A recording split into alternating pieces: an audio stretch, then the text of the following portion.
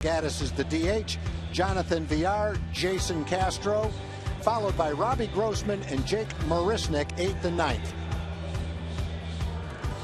Now we'll take a look at the man they will be opposing, and that is the 28-year-old left-hander Derek Holland from Newark, Ohio, 2-0 in 5 starts last September. And really important for Derek, just for himself, if nothing else, to get back on that mound and try to make up for a little bit of lost time. 97 starts, the most by a Ranger pitcher since 2011. And he has not allowed a home run in his last almost 51 innings, 201 batters. Now the defense this afternoon behind Derek Holland looks like this. Ryan Rua in left, Leonis Martin in center, Shin-Soo Choo is in right. Prince Fielder at first, Rougned Odor, Elvis Andrus up the middle. Adrian Beltre at the hot corner, and Robinson Chirinos will be catching this afternoon. And the Ranger defense brought to you by the New Braunfels Convention and Visitors Bureau.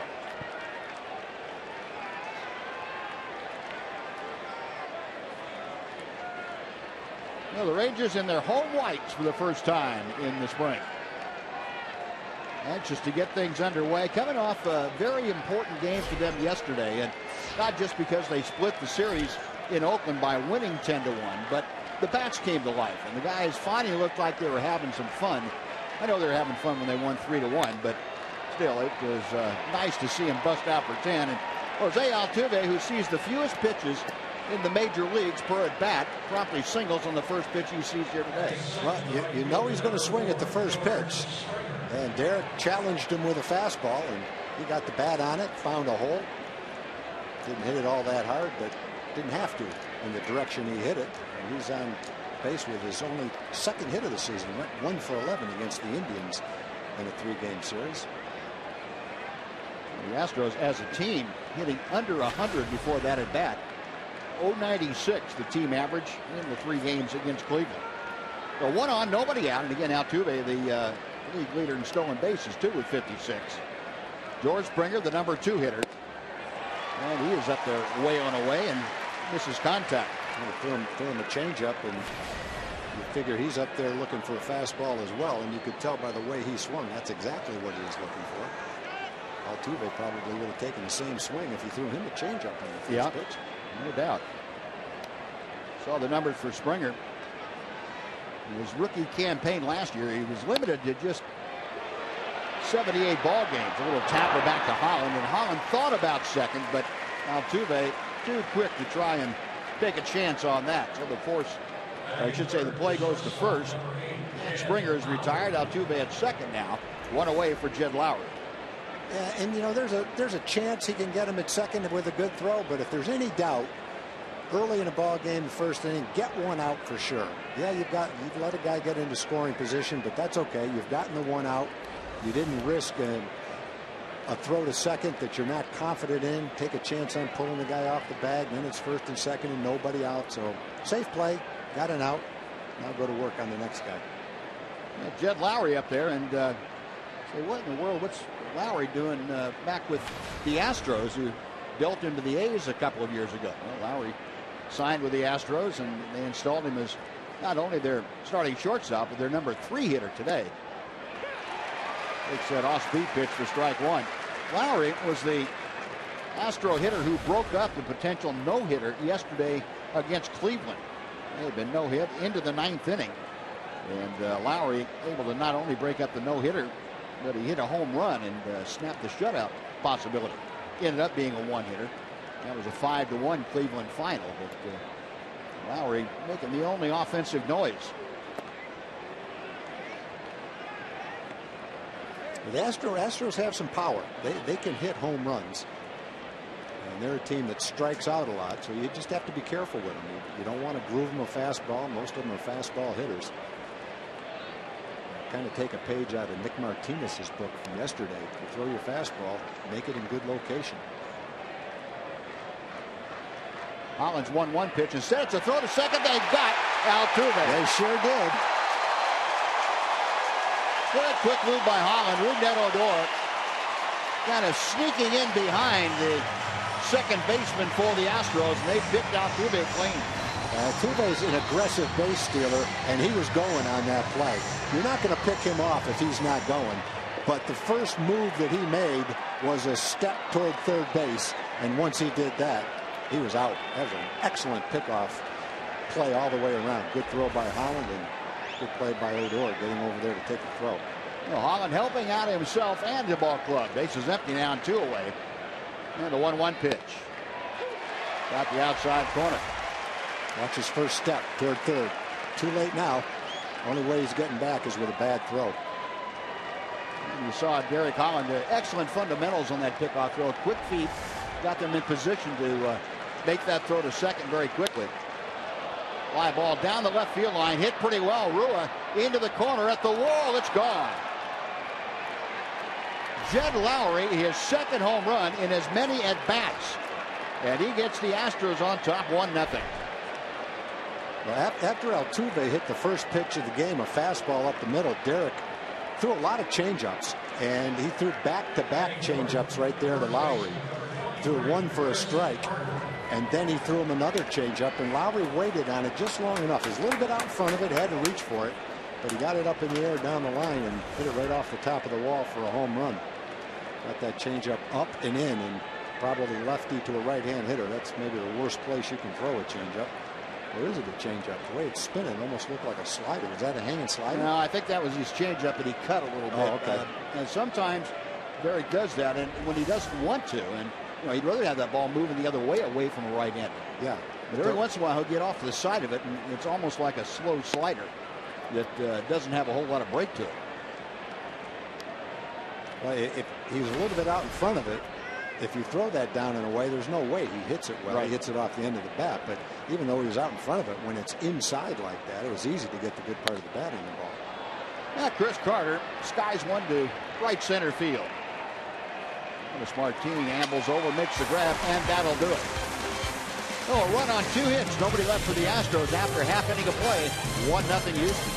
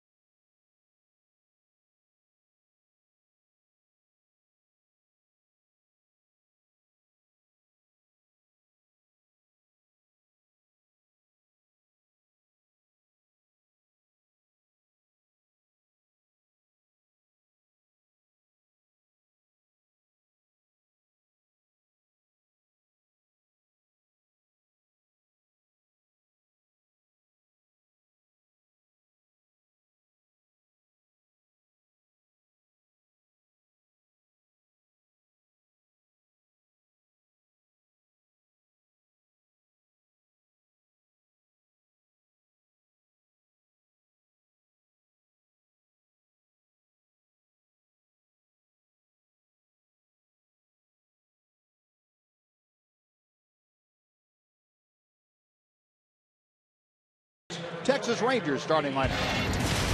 Well, familiar lineup, pretty much the same lineup as yesterday. Leonis Martin will lead off in center field. Shin-Soo Choo, with a big game yesterday, stays in the number 2 spot. Adrian Beltre and Prince Fielder are 3rd and 4th. Ryan Rua in left field bats 5th. Mitch Moreland is the DH. Elvis Andrus, as he did yesterday, bats 7th at shortstop, followed by Rougned Odor at 2nd, and the catcher Robinson Chirinos. And the man that the Ranger lineup will face is 27-year-old right-hander Colin McHugh. McHugh made a pretty big splash last year in his rookie year with the Astros. 7-0 in his last 10 starts. And a 177 earned run average. He was the American League Rookie of the Month for September. He led all rookies in ERA and batting average against. And he fires a strike. It is 0-1. Yeah, this guy really came out of nowhere. He's one of the best pitchers in the American League that people don't know about. Good curveball. He was tough to hit. There's the curveball. That one stays up, and Martin bangs it foul. 0-2. Now McHugh came out of a very, very small college in Georgia. That would be Berry College in Mount Berry, Georgia. He's the only player from that institution to get to the major leagues. 0-2 the count. Got him swinging. Fastball upstairs. And Leonis Martin becomes the first strikeout victim for Colin McHugh. Take a look at the Astros defense behind McHugh here this afternoon. A little bit revamped for Houston. Robbie Grossman gets the start in left field today. Jake Maristic in center, and George Springer is in right. Infield, Chris Carter at first, Altuve and Lowry up the middle. Jonathan Villar, the third baseman, and Jason Castro is catching. Here is Shin-Soo Choo. Second straight day in that number 2 slot in the order. Skipper Jeff Banish says, well, you know, it worked out, and there's some reasoning behind it, some statistical reasoning that would tell you that Choo does a pretty good job in that number 2 slot with his on-base percentage and also the ability to pull the ball. You get a man at second base and nobody out in that first inning. He said that Choo can not only pull the ball, you can hit it out of the ballpark for you too. 2-0 pitch, and that is right down through there. Choo with his first home run yesterday, and that was a 3-run blast. The Rangers had not homered in the first 3 games of the year, and yesterday they pounded out 4 against the A's. A 10-1 victory. Got him on the fist, and Choo fights it off foul. It's 2 balls, 2 strikes. Well, McHugh has a good assortment of pitches. A 90, 91 mile an hour fastball. Looks like a cutter that he throws at 87 miles an hour. And then his slower pitch is his curveball, which is slow but sharp breaking. Big, sharp breaking curveball. Got him swinging.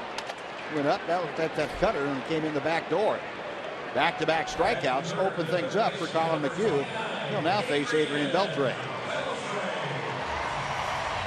Well, for McHugh to strike out the first couple of hitters in the ballgame is not a shock. Last year he struck out 157 batters in 154 innings.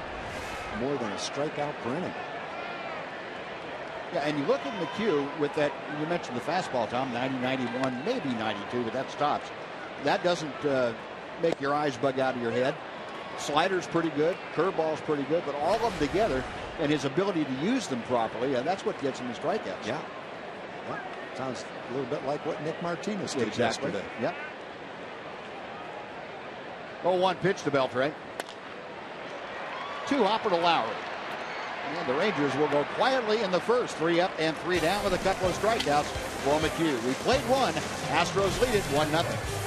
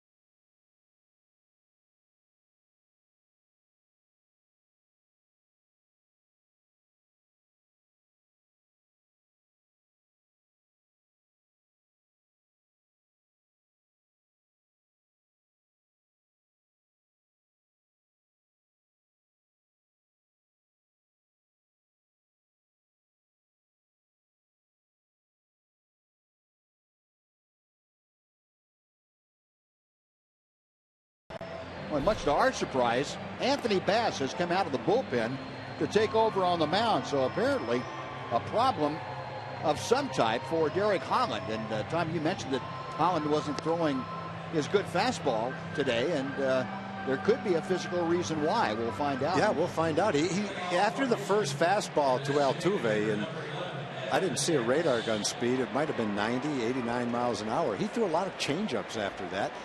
So I guess that'll be something we'll wait to hear about. But that's rather alarming on opening day here.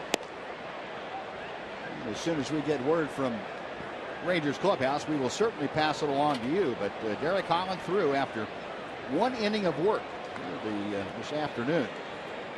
So Anthony Bass, 27-year-old, taking over.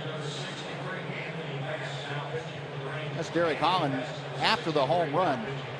He looks a little more than perplexed. Maybe he doesn't feel good. Could be. It could be. You know, it's dumb for us to speculate, so I'm not going to do it. But off the end of the bat, it hops over Prince Fielder's glove, and Evan Gattis has his first base hit, I assume, of the season. Gattis had come into this game having struck out the last 8 at-bats. He was 0 for 11 with 8 consecutive strikeouts. If you get a hit on this ball, your luck is changing. Yeah. When he hit it off the end of the bat, it looked like the bat splintered, and right as Prince is getting ready to catch it, it bounces right up over his glove. That's just fate right there. And we'll see how that is scored by Steve Weller, I believe, is the official scorer today. Yeah, he is. And it's going to go down as an error charged to Prince Fielder. So the Rangers, who have had defensive problems in the first 4 games plus, get an error here in the second inning. Jonathan Villar, the third baseman, trying to bunt his way aboard and fouled it back. So Gattis at first, Villar, switch hitter, playing at third base today. 0 for 2 in the early going.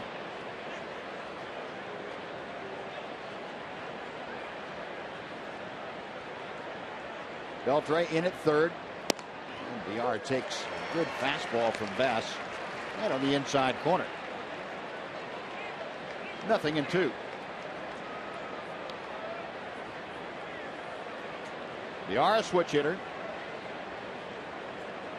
Astros also have Luis Valbuena as a third baseman. 1 ball, 2 strikes.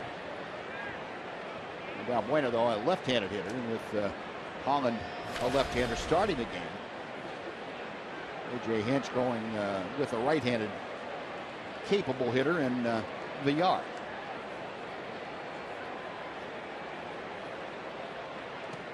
In the dirt, nice block by Robinson Chirinos. And the count evens at 2 balls, 2 strikes.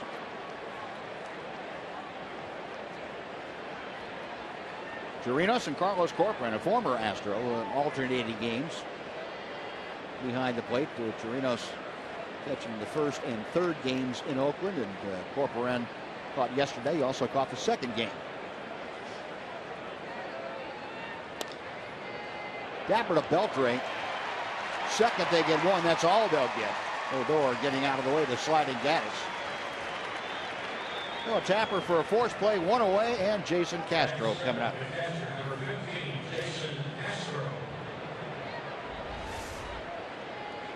That good pitch by Anthony. It was a fastball tailing away from him.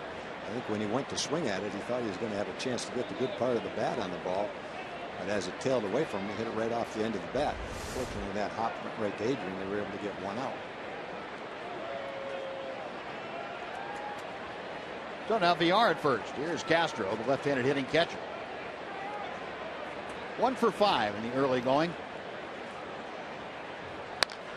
Line shot right at Prince Fielder. He steps on the bag. And just like that, Anthony Bass and the Rangers are out of the inning. No runs, no hits, an error, nobody left. 1.5 gone by. Astros by 1.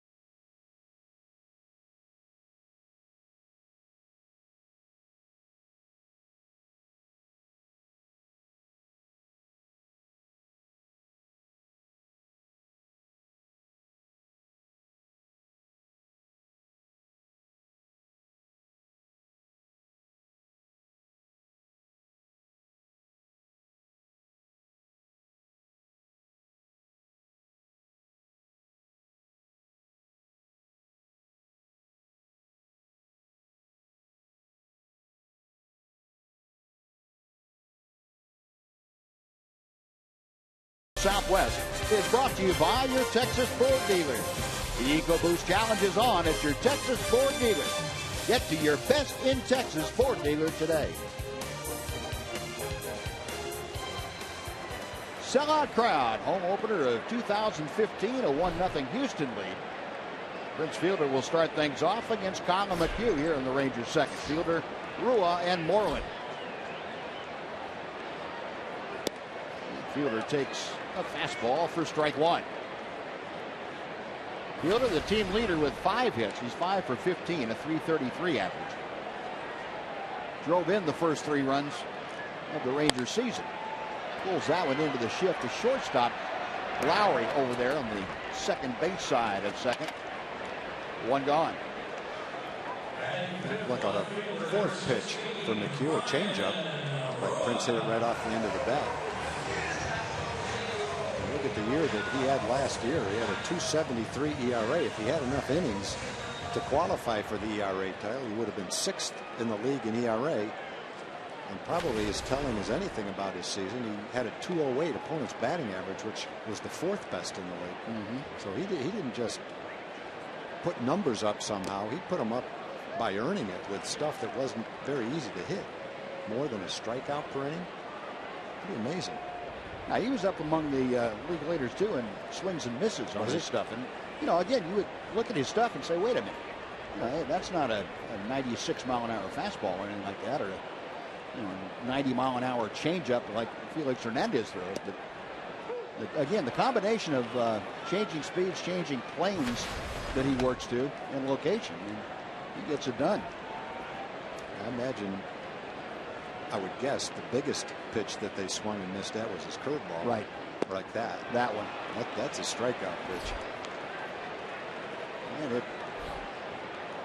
3rd strikeout, 2 gone, and let's welcome Jim Knox in to the program. Jim. All right, Buzz. How about this crowd? Rangers home opener. Everybody having a good time. And tonight, it is Friday. That's right.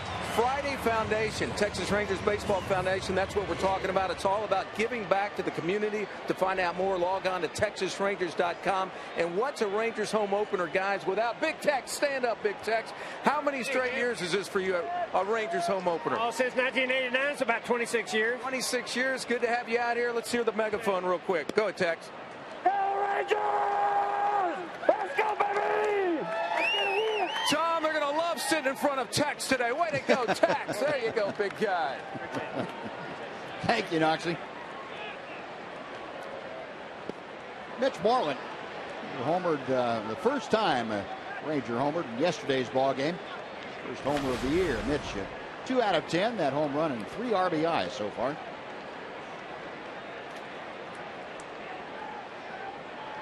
One ball and 1 strike. McHugh into the wind. Just missed outside.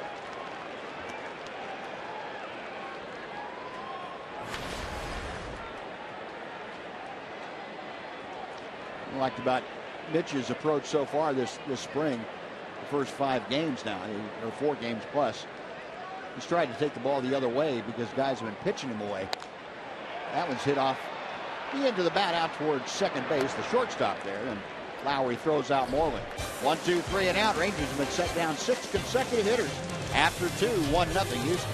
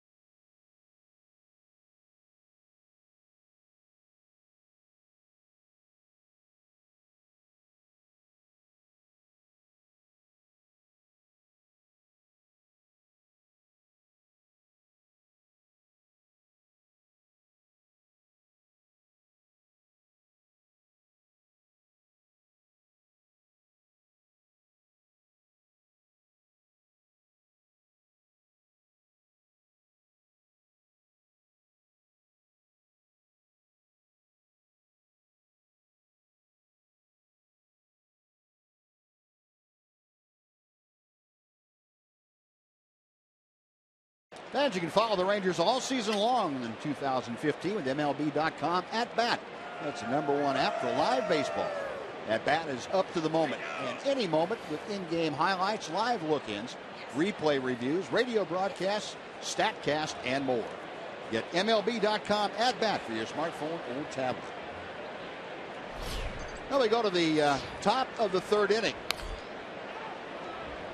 Robbie Grossman fouls off the first pitch. Joining us, one of the all-time greats in a Texas Ranger uniform, Michael Young. Michael, good to see you. Good to see you. How's everything going? Good? Good, yeah. Good to see you guys. Yeah. Doing good. All right. Spring's been treating you well. You spent some time down in Arizona with the ball club. And did. Back and forth. I enjoyed it. It was great. It was good to see those guys. Obviously, spring training opening week is usually a pretty special time, so it was fun to be down there with them for that. And we've been trying to describe what opening day is like, and the best we can come up with is you have to be here and experience it yourself, because it's hard to describe. What were your feelings about opening day? I hope I didn't get a speeding ticket on the way to the ballpark. that was my first hope. I mean, I couldn't wait to get here. You know, you get to the ballpark, there's tents everywhere, people are barbecuing, you see your home team jerseys everywhere. It's a pretty special feeling, and hopefully you come out here with a win. Obviously you want to do this crowd who comes out here and supports the team, and you want to give them their money's worth. So opening day is a pretty special time to be a major leaguer. How about now as a non-player? Do you still get that feeling to a certain degree? Yeah, I had the same thing today. I kind of drove through, and I come obviously a little later now than I did when I was a player. So I see everyone out there, and everyone's, you know, overserved and having a good time out there. so that's kind of fun to see. But like I said, at the end of the day, you come here, you want the team in the white uniform to win. So we got one to get back. Yeah, 3 o'clock start. They get a couple of extra hours to work on that. True, exactly. On that attitude before they come in. It's great. It's great. Do you have any favorite memories of opening day for you in your career? You know, as I think I've started to appreciate a little bit more towards the end of my career. When you're young, you're just flying. Yeah. You don't even realize what's going on. Glad to be there trying to get a hit to stay on the ball club. That's right. And then you blink and it's September. But as I got a little older, and especially as our team started to have a lot more success, opening day started to mean a little bit more. A lot of times you kind of celebrated the year we had before. So yeah, it got a little more special the more I played. Jake Marisnik dropping down a sacrifice bunt. So Robbie Grossman, who had singled to open the inning, now at second base with 1 out in the top of the order. Now, Michael, what do you anticipate your role will be in the Ranger organization during the season now that the spring training's over? Yeah, it'll probably be a kind of a jack of all trades type of role. Over the offseason, obviously I was there for Manny's hiring, which was a lot of fun. Then becomes towards player evaluation both in our organization and out. I've seen the minor league kids and giving my reports on how they're progressing, which is something I'm really looking forward to. That's one thing I really love doing in spring training, is working with the young kids. But it will be something where it's kind of a case-by-case basis, which is what we outlined from the get-go, and it's worked out really well. Right. Here's Altuve. He takes a pitch from Bass. Oh, we have a new right fielder also for the Rangers. It's Jake Smolinski has entered the ball game to take over for Chu. Well, I don't know what. 2 guys are down now. Goodness. Derek Holland left after an inning, and Shin-Soo Choo after a couple of innings had to be removed in favor of Smolinski.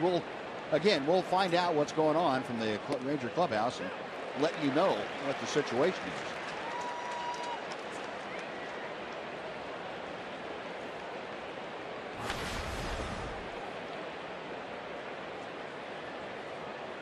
I understand the word on Derek Holland. He has tightness in the back of his left shoulder. Now, that's not the same area that he experienced the soreness in spring training that caused him to be shut down for a week or so. But he's being evaluated as we speak, and we'll let you know what the further update on that might be. But right now it's just listed as tightness in the back of the left shoulder. Well, a big out. Altuve out on a fly ball to right on the plate. Grossman advances to third. He's there with 2 outs, though, for George Springer. And we don't have any information quite yet on Shin-Soo Choo, but we'll give you the medical updates as they become available. I think that's the first time Altuve has gotten out in his career, by the way. Well, he went 1 for 11, I think it was, against Cleveland. So we're just holding our breath for this series. Hard to believe anybody could hold him 1 for 11. What he's done against the Rangers. kid can hit. Oh, man. Well, he probably beat himself that at bat because he didn't swing at the first pitch. Exactly, yeah. You know, he waited 2 pitches. George Springer had a tapper right back to the mound first time. Pretty good breaking ball from Anthony Bass. So, Michael, in spring training, did you see any kids that you were exceptionally happy to work with? Yeah. Or? Yeah, the kids coming up are very, very impressive. I think the obvious ones, you have Joey Gallo, you have Alfaro, Chichi Gonzalez. Those are the ones I think that are probably closest to the big leagues. Yeah. Then you go down and you have you have Cordell, Brinson, Mazzara, Williams. I mean, they're just loaded with really, really talented kids. And that just becomes like anything else. You want to speed up their development as quickly as possible, making sure they're bearing down on fundamentals of the game. So when they get up here, they're ready to contribute right away. The last thing you want the young kid is to get up here, set him down, get up here. You want them to get him up here, get him contributing, get him confident, and become a big part of a championship caliber team.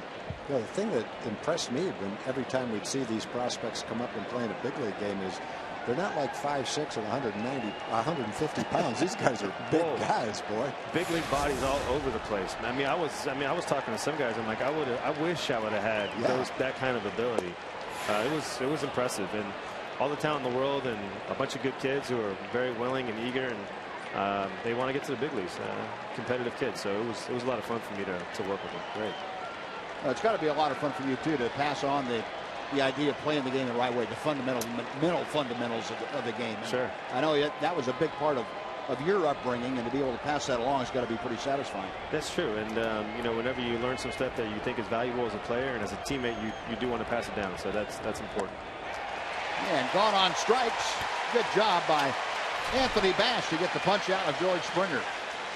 Michael, thanks for joining us. We appreciate it. We will catch up with you as the season goes on. You got it. Thanks, Mike. Good to see you. 1-0 Houston after 2.5.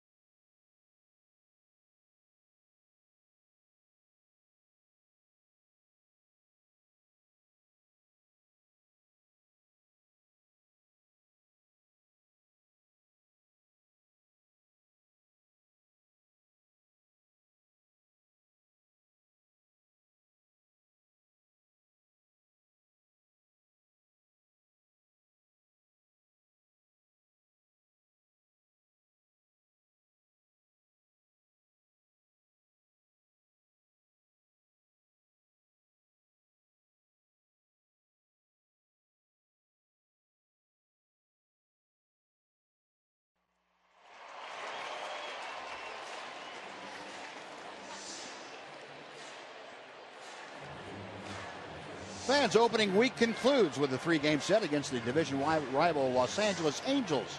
That's April 13th through the 15th. Great seats are still available, so don't miss out on the opening week celebration out here at Globe Life Park. Get your tickets at TexasRangers.com. Folks out enjoying the home opener here this afternoon. Very comfortable 68-degree afternoon. Kind of milky blue skies up above, and they just coming about here in the 3rd inning as Elvis Andrus takes a strike on the inside corner. That ball moved so much it looked like it moved right out of the strike zone. Kind of what Elvis thought. I think Elvis thought the same thing. No, it did. It moved right to the corner. Good call. Hard hit up the middle, a base hit, and Elvis Andrus becomes the first Ranger base runner as he leads off the 3rd with his 3rd hit of the spring. He took advantage of, I'm not sure whether he calls that a slider or a cutter, but he's trying to throw it down and away, and he grooves it right down the middle of the plate, and Elvis grooves it right back through the middle for a base hit. So good start to the third inning. Rangers get their first base runner after 6 up, 6 down with 3 strikeouts. Yeah, that looked like one of those backup sliders that just sit there and spun. Yep, just spun, said hit me. Yep. And Elvis obliged. No, 1 on, nobody out. Here's Rougned Odor, 1 for 11 this year. And one thing I do remember very vividly about Colin McHugh is he's got a good pickoff move. Yeah, good quick feet for a right-hander. He does a good job of keeping runners very close at first base and honest. Rougned had a home run in yesterday's ball game. That's his only hit of 2015. 1 ball, no strikes. McHugh was a fairly low draft choice by the Mets out of, what was that college? Berry College. Berry College. He was traded to Colorado in the middle of the 2013 season and ended up getting 4 starts for them. He went 0-3 with an ERA around 10, gave up 33 hits in 19 innings, and they took him off the big league roster, and Houston claimed him. And then the rest is history. He went from a 10 ERA to a 2.7 ERA. Elvis on the move, the throw, and they got it. And Elvis pointing to the dugout, and the skipper, Jeff Bannister, up out of the dugout on the top step, rocking out of the dugout, checking with Steve Buechele, his bench coach. Let's take a look. They'll take a look at this. Well, that is bang bang right there, from that angle close. anyway. That's close. That's close. I don't know that they could reverse it. No. I know how Elvis feels. Yeah, just did nip him, got him on the elbow. So Elvis's first stolen base attempt this year. He was shot down. Good throw by Jason Castro. No, base is empty, 1 away now. And Rougned shooting 1 foul under the feet of Hector Ortiz down there at first base coach. Yeah, you have to think if when McHugh had those 4 starts for Colorado, if they had gone really well, Colorado probably keeps him on the roster and Houston never gets him. But in a short sample, only 20 innings, he pitched poorly, wasn't protected. Houston picked him up on a waiver claim. Got called up after a pretty good start in AAA and pitched better over 25 starts than he'd ever pitched at any time in his life, even in the minor leagues. He had 657 innings in the minor leagues for a college pitcher, so he was there for a long time. Yeah, and Tommy, you see more guys like Colin McHugh that are right-handed, that are not particularly big of stature, don't throw 95, don't light up the radar, gun, that really never get an opportunity. They'll pitch here in the minor leagues and there, but teams have a tendency to give up on them very quickly. Matt Shoemaker for California, same thing. Yeah, goes 15-5 last year after probably an ERA of 4.6 in his minor league career. Yeah, that's a good point here. Get down there. Other way, that is down and going to the corner. Odor at second will put the brakes on as Grossman gets the ball back in. So Rougned got a pitch up, and he hammered it the other way for his first extra base hit in this series. Well, Rougned took an offer in the first part of his series in Oakland, then hit a home run in yesterday's game for his first hit. It's a high fastball, a little bit out of the strike zone, actually. That's his second extra base, second hit, second extra base hit of the year.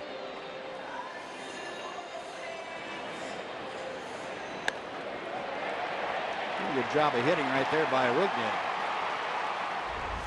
So Odor at second with 1 out. Robinson Chirinos coming up. We did get an update on Shin-Soo Choo from the Rangers clubhouse. He has back spasms in the upper part of his back.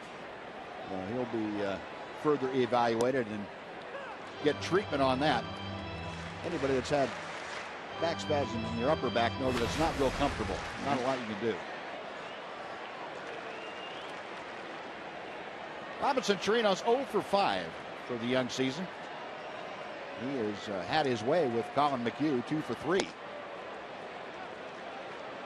Appeal down to Jeff Nelson, the first base umpire, who put the palms down safe sign, indicating no swing. Chirinos last year second to Adrian Beltre with 13 home runs on the Ranger club.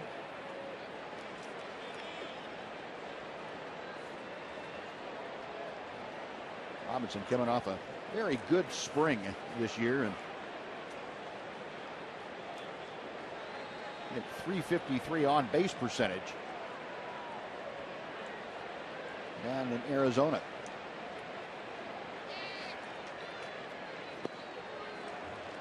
Two balls and a strike.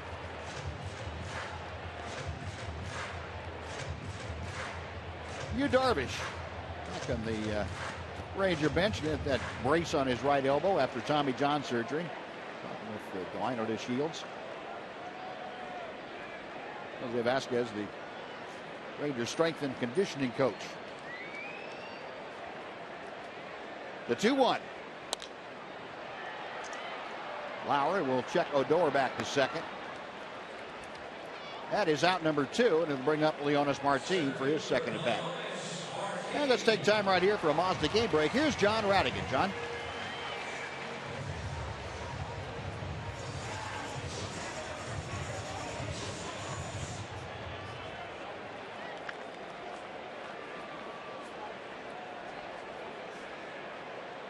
All right, John, thank you.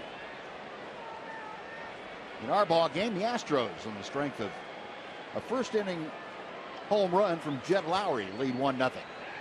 I was listening to MLB radio on the way into the ballpark today, and they were interviewing Dan Duquette, the general manager for the Orioles, before their home opener. And he said that the groundskeeper just told him that it is going to rain today. He's probably wishing it did rain today. They're down 10-2. Thought you said it was going to rain today. What happened to it? Fire the groundskeeper. It's raining base hits by Toronto. And a chopper to first. Carter backs up. Underhands to McHugh, and that'll do it. Rangers get a couple of hits in the inning, but strand a runner. Great afternoon at Globe Life Park. Astros leading 1-0 after 3.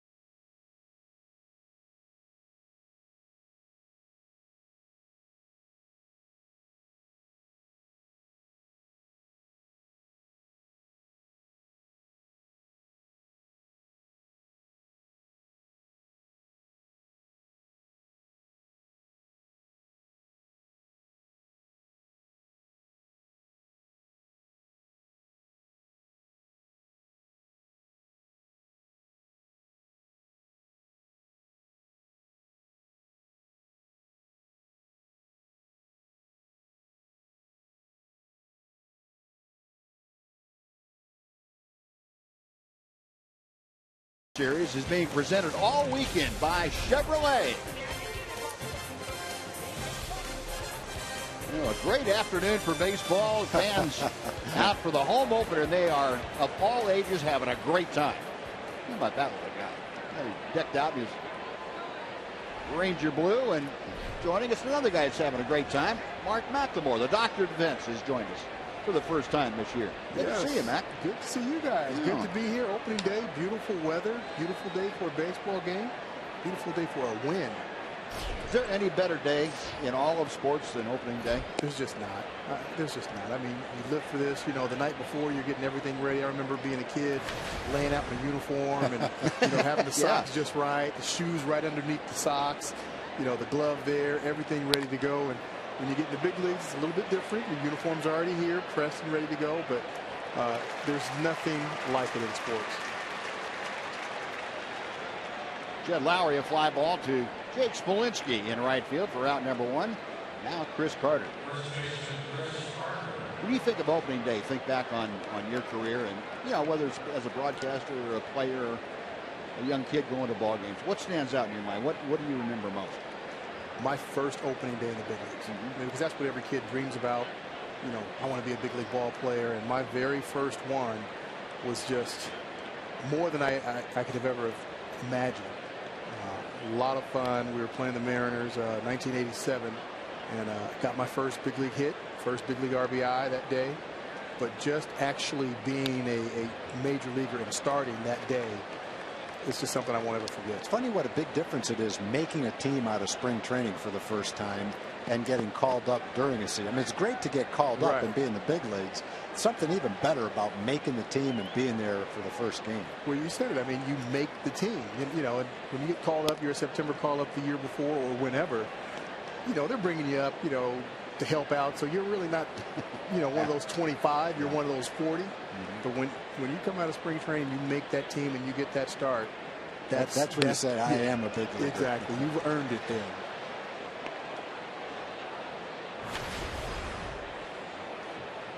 Tom, what was your first big league opening day experience my like? first one I ever made the team was 1972, and I believe that's the year we opened up in Kansas City. They opened up the stadium that year. And that was 73. Well, that's 73. Yeah. Okay, 72.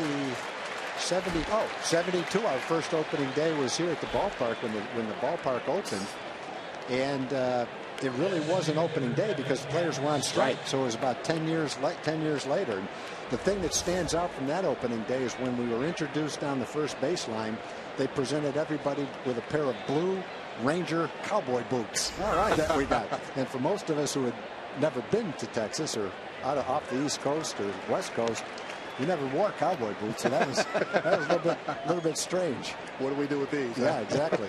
They gave Ted Williams a pair of blue cowboy boots that had baseball cleats on the bottom. And it's like about as useless a gift as you could ever give someone. You can't wear them. You can't display them because they're sharp on the bottom. So anyway, in both those games, 72 and 73, I had a good seat from the bench and never got off it. Odor, strong throw, and he gets Evan Gattis by a step and a half. Nice play by Rougned Odor. The first 1-2-3 inning for Anthony Bass and the Rangers after 3.5, 1-0 Houston.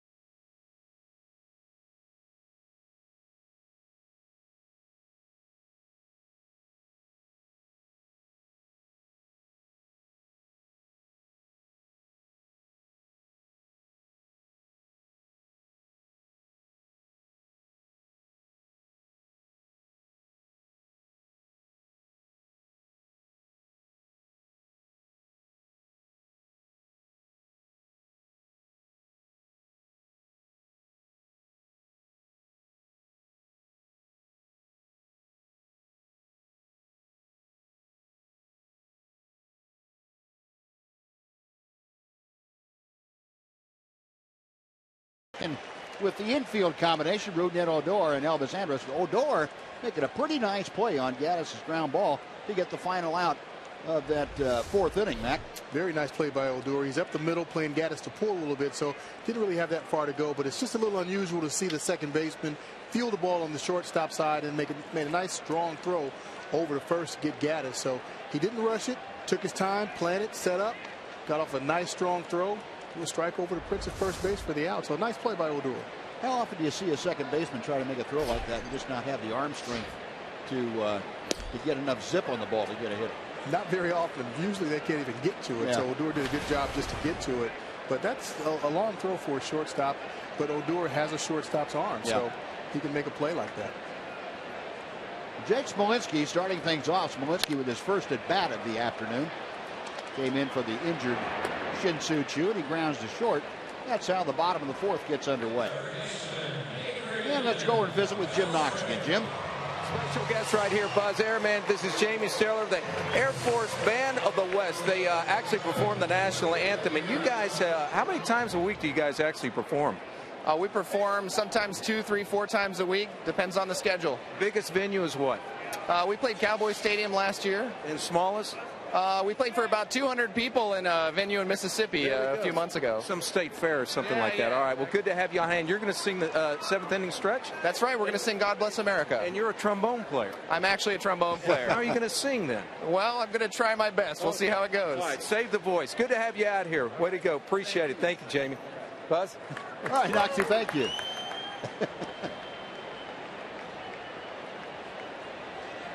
Adrian Beltre up there with the bases empty and one out. Beltre a ground ball to short back in the first inning.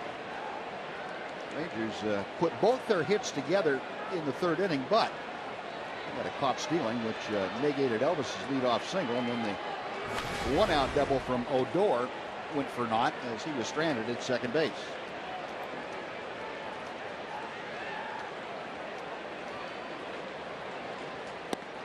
And McHugh hits the bottom of the strike zone. 0-2 to Beltre. Adrian yesterday went down to the knee for the first time on one pitch, and the very next pitch went down to the knee again and hit it out of the ballpark. Yeah, that was priceless. When he went down the first time, he spun all the way around, did a 360, and then came up. The guy threw him the same pitch. He did it again. That's unbelievable. I asked him today, I said, how do you do that? He said, Mac, I don't know. It just happens. Yeah. And, I can't even practice doing that, playing around doing that. And he does it in a major league game and hits a ball 400 feet. He has gone on strikes here as Castro makes the out at first. We were out here last year watching him throw batting practice to his little boy. He was probably 7 or 8 years old, and his little boy can actually hit. Take a look at the home run. There's the one he missed. That's actually higher. That's a pretty good curveball. Higher than the one he hits. Look at that. His bat almost hit the ground. Wow. So he's pitching to his little boy out in his right field, and someone up here was watching with us, and they said, I wonder if his little boy goes down on one knee to hit. Next pitch, the little kid goes down on one knee and hits one over the fence out there. But, yeah, I'd be shocked in 15 years if you don't see his son in the big leagues. Wow. If that's what he wants to do. Yeah, I've seen him out there hitting, and he's a great little athlete. He is. Great little athlete. That's what this guy used to do with his dad. That's right. I remember them talking about him. He was like 11 years old hitting home runs at Tiger Stadium. I saw a bunch of them. Going the other way, and Fielder dumps it in front of Grossman for a base hit. Well, that's something, we talk about Fielder using the other side of the field. When he was healthy in Milwaukee especially, he was a monster going to left field. He was strong enough to hit the ball out of the ballpark, and he kind of lost that when he went to Detroit. Now it looks like being healthy again with that neck repaired, that he's comfortable and good and slapping the ball all over the place. He is. I think he's starting to take advantage of that now. He wants teams to, move that shift back over a little bit, and if not, he's going to try and make them pay by taking a pitch the other way if he has that opportunity. Well, there's probably not a team in baseball that shifts more than the Astros. They shift all the time. It's probably about as straight away as you'll ever see him play anybody with Rua up there. Rua down on strikes his first time. Joey Hinch, the new skipper of the Astros.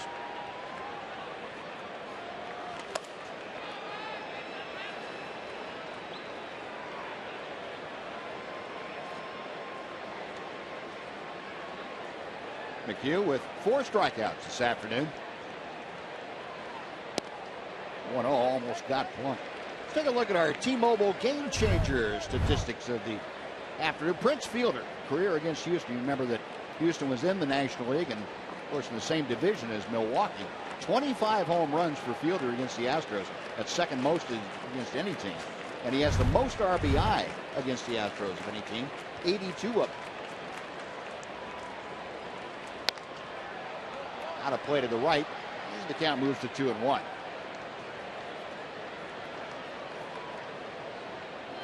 Fielder also in the month of April has worn out a lot of teams. 150 RBI. That's the third most of any month and the fewest games of any month except September.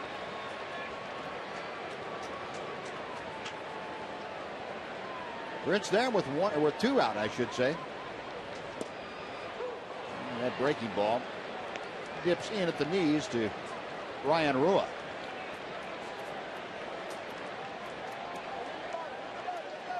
'27-year-old Colin McHugh. Originally made his major league debut, as Tom was talking about, with the Mets back in 2012. That pitch inside, it gets away from Castro. So Fielder down to second. He's now in scoring position. The way Castro went after that, it looked like the ball did something crazy the last few feet coming to home plate. It looked like he broke enough for as much as he thought it was going to.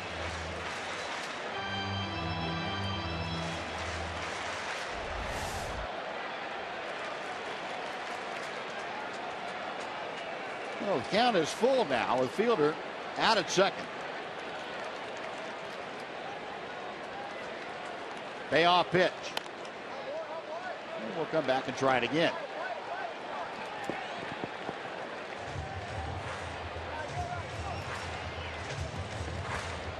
Ryan Rua won the starting job after having a terrific second half of spring training. Had an 11-game hitting streak the last couple of weeks. He and Jake Smolinski battling it out for the starter's job. And just getting a piece of that to stay alive at 3-2.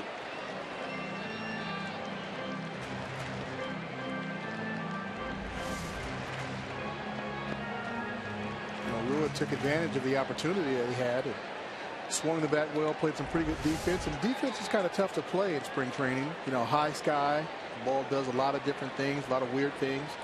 But he played well and won that starting job. Inside, ball 4. And McHugh wanted that one. He didn't miss by much. But the Rangers have 2 on with 2 outs for Mitch Moreland. First walk issued by McHugh as Castro goes out. He's going to have a chat with the right-hander.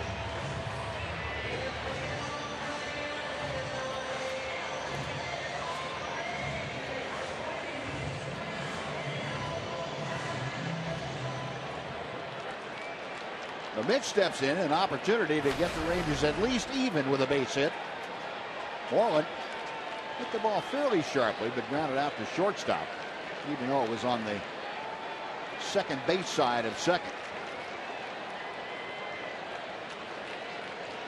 Fielder at second, Rua at first. Big shift on.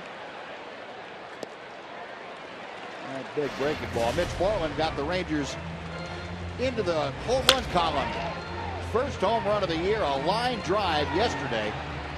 It went right up on top of the scoreboard out there. That had no hang time whatsoever. Mitch has been stinging the ball, swung the bat well all spring training, and looks as though he's continued that. And you know, that was something he wasn't really able to do last year, drive the ball to the opposite field. But I think since he got his ankle fixed from that surgery, and it looks as though he's got that power stroke back. Sure does.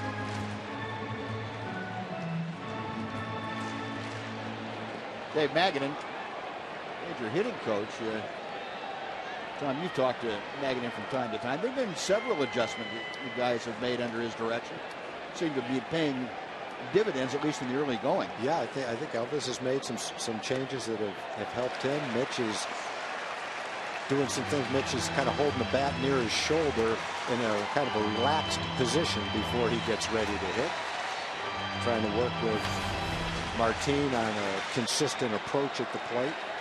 So some of them are pretty subtle that might not really show up to the average fan watching the ball game, but they can pay a big dividend for a hitter if he's able to do one. And Mac, as you know, hitting's really all about timing and being comfortable, so it's kind of finding the right formula for that.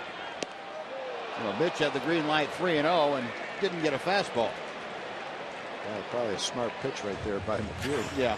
Threw him a cutter instead of a regular fastball. All right, he's loose now, though. The 3 balls, 1 strike, 2 on, 2 out.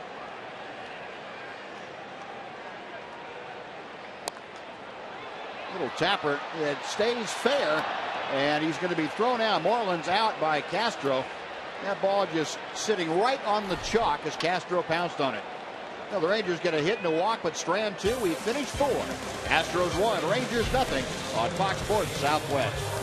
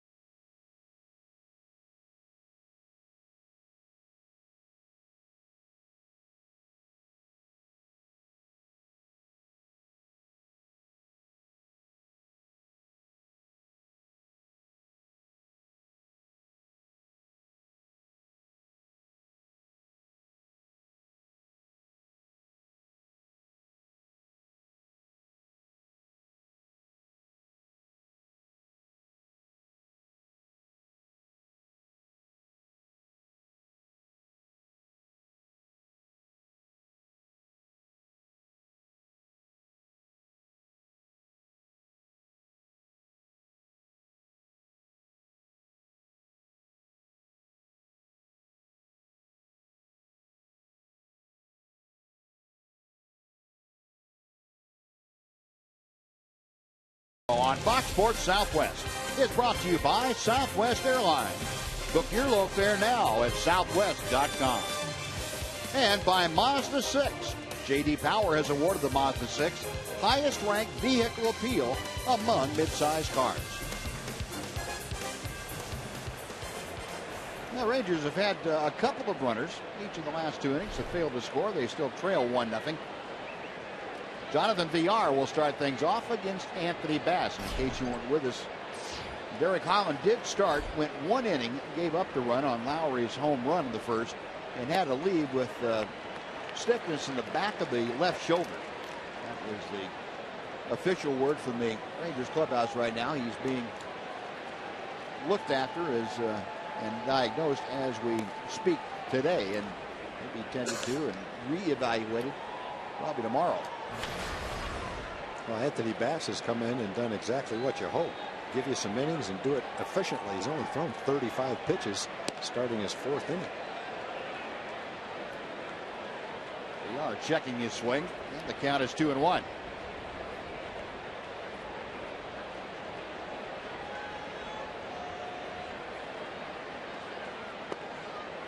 Just a bit low, 3 balls and a strike. Well, we are trying to reach base to start this 5th inning. He'll be followed by Jason Castro, the catcher. Ball 4. The Bass issues the leadoff walk to Villar. And while we have a moment here, I'd like to remind you the first dollar dog day of the season coming up on Wednesday, the 15th of April. Rangers take on the Angels. Come on out to Globe Life Park for the last game of opening week. Enjoy ballpark hot dogs for just $1 each. Visit TexasRangers.com for tickets, or you can call 972-RANGERS if you prefer. A few hot dogs consumed today, I would imagine, with this capacity crowd. Looping drive to right. That's going to be in for a base hit. VR stops at second, and Castro got jammed pretty well on that pitch, but able to loop it into right. And the Astros have something going. 2 on, nobody out for Robbie Grossman.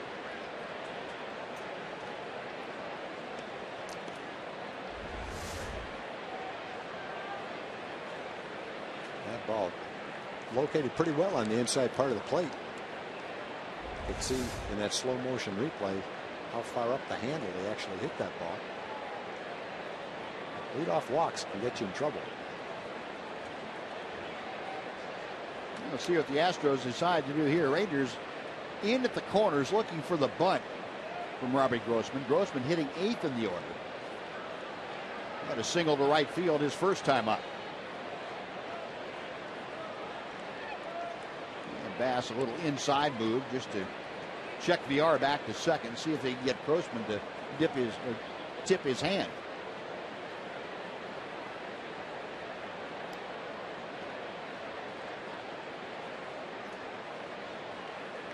Round to bunt in the air.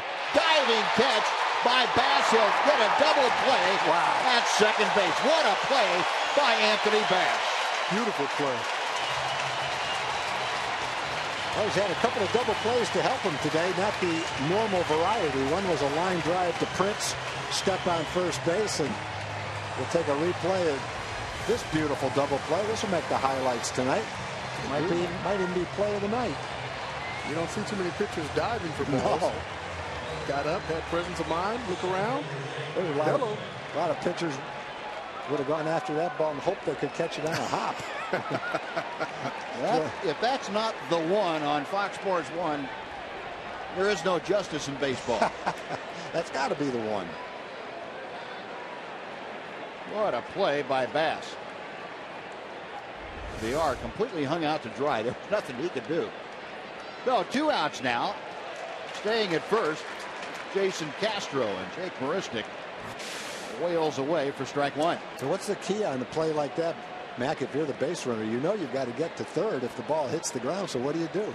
You've got to get to third, but you're taught as a base runner, when you see that bunt go in the air, you've got to freeze. You can't move. And if it's a short hop and they get you at third base, it's not your fault. It's the guy at the plate. He's got to get that ball down. But once that ball is in the air as a base runner, you've just got to freeze. There's nothing else you can do. The one thing you don't want to do is that. You don't want to get doubled off that way. Now you've got 2 outs and a runner at first. So if you freeze and the ball does bounce, at least you may be in that same situation first and second with 1 out as opposed to just first and 2 out. Right. VR was almost in a position where he was going to be out no matter what happened. No man's land. Yeah, he was too far because Bass got him when he caught the ball. If he hadn't caught the ball, the short hop, he would have been thrown out at third. He wasn't far enough. I guess if you're going to go, you might as well just go and keep on running. Exactly, because if it gets down, hey, you're at least in scoring position. 1 ball and 2 strikes to Marisnik.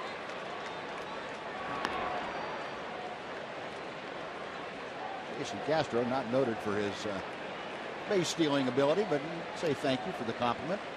Toss over to first. Well, Anthony in Oakland pitched a couple of innings of relief opening night, I think it was, and threw about 35 or 40 pitches in 2 innings. He's only got 44 pitches coming up in 4 innings tonight with the help of those couple of double plays.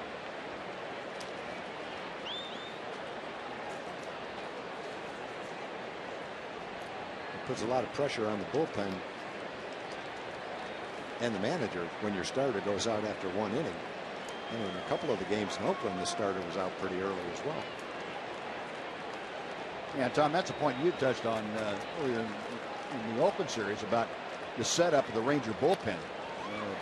Having Logan Verrett down there and Anthony Bass, guys who are capable of giving you multiple innings just in case this happened. Yeah, they've needed it. And also Phil Klein. Last year, Scott Baker was the guy, and probably 5 or 6 times over the course of the season. If it wasn't for him, might have had position players playing at the end of the game, pitching at the end of the game. Another 1-2 pitch coming from Bass.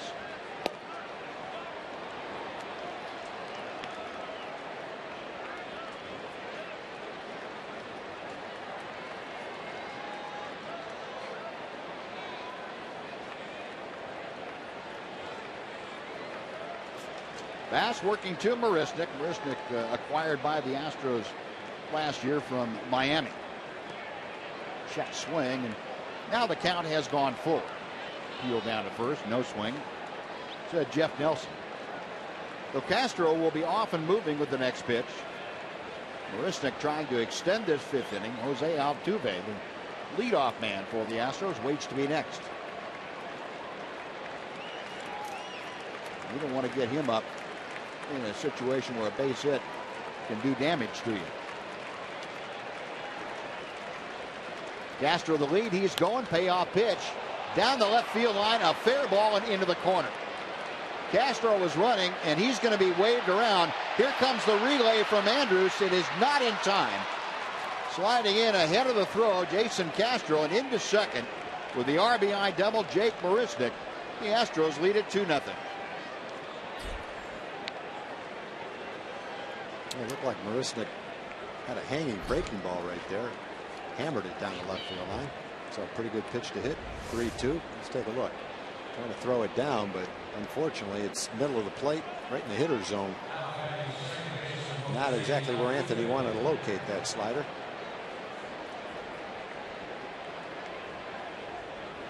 So the relay rule gets over and does exactly what he's supposed to do. Picks that ball up there with his bare hand and hits Elvis, the lead guy, out, but just not enough time to get Castro. He was running on the play. If he wasn't running on the play, they probably would have held him up at third, but with the count being 3-2, he was on the move.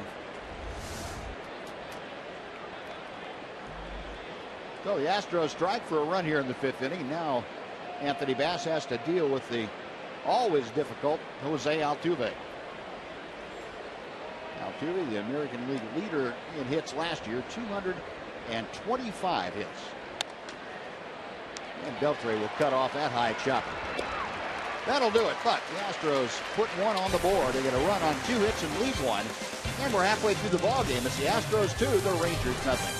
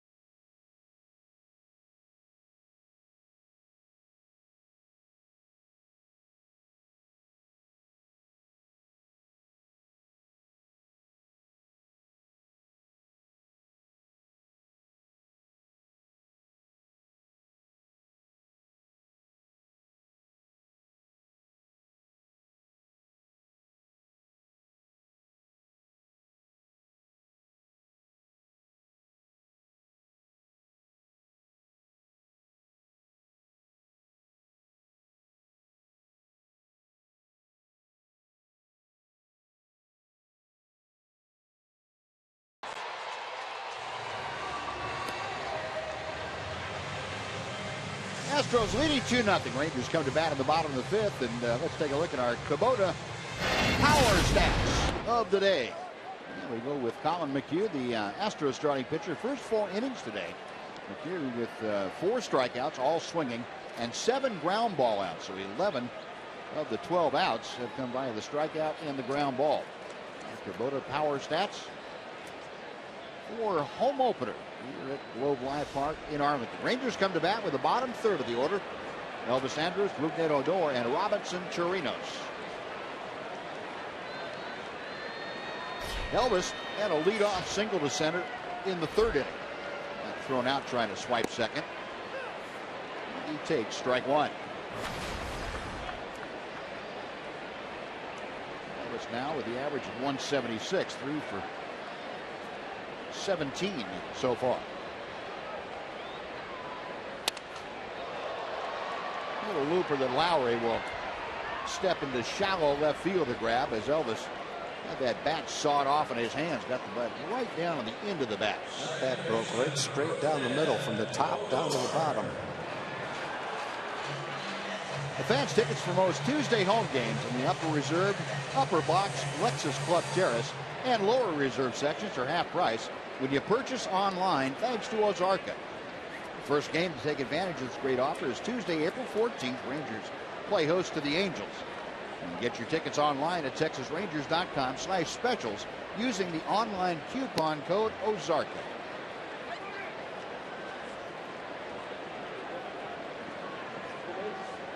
You get them out here and they're still impressionable, and that's pretty impressionable. I think cotton candy though is going to impress him a little bit more than just a little baseball. May not impress mom when they get when he gets him home, but wow, look at that. Started right at the top of the bat. Shooting one the other way and right at Jonathan Villar. Rougned Odor thrown out. Odor had doubled down that left field line. First time up, thought he'd try it again, and Villar picked it. 2 outs, base is empty. Chirinos coming up. Time for a Mazda game break with John Radigan. John.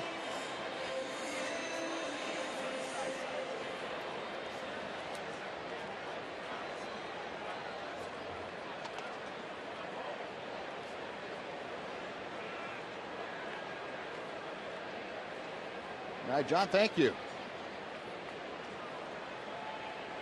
Chirinos bluffing a bunt. That had Villar coming down the line from third. He's not really convinced that Chirinos is serious about it, so he'll stay back a little bit. Robinson, a ground ball to short. His first time at the plate, now 0 for 6 this young season. 2 balls and no strikes.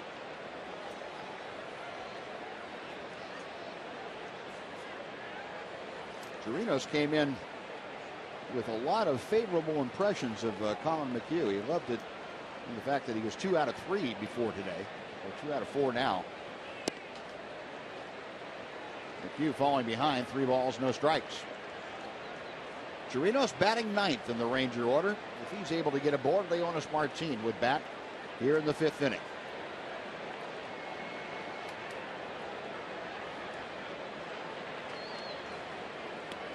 Way outside all the way to the backstop, and Chirinos with a 4-pitch walk.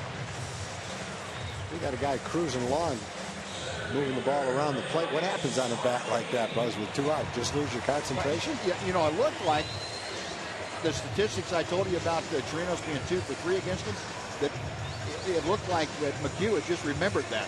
Said, oh, I can't throw this guy a strike. Yeah, and you forget that you're up 2-0. You've handled everybody already, but I kind of put that in the context of you outdumb yourself. You're not outsmarting yourself, you outdumb yourself. No, it's mechanical. It's just like, you know, you swinging a bat real well and all of a sudden you have a clunky swing and say, where'd that come from? Well, I can't tell you where it came from.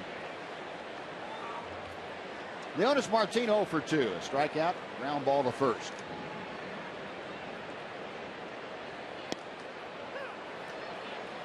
That's the outside corner with that little cutter. 0-1. 167, 3 for 18 is Leonis Martin.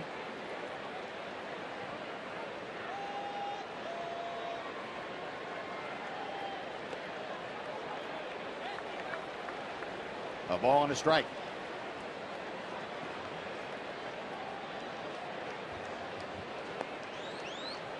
Hector Ortiz talking to Robinson Chirinos over there. Reminding him that he's not a base stealer. He's out there jumping around a little bit, trying to distract the pitcher.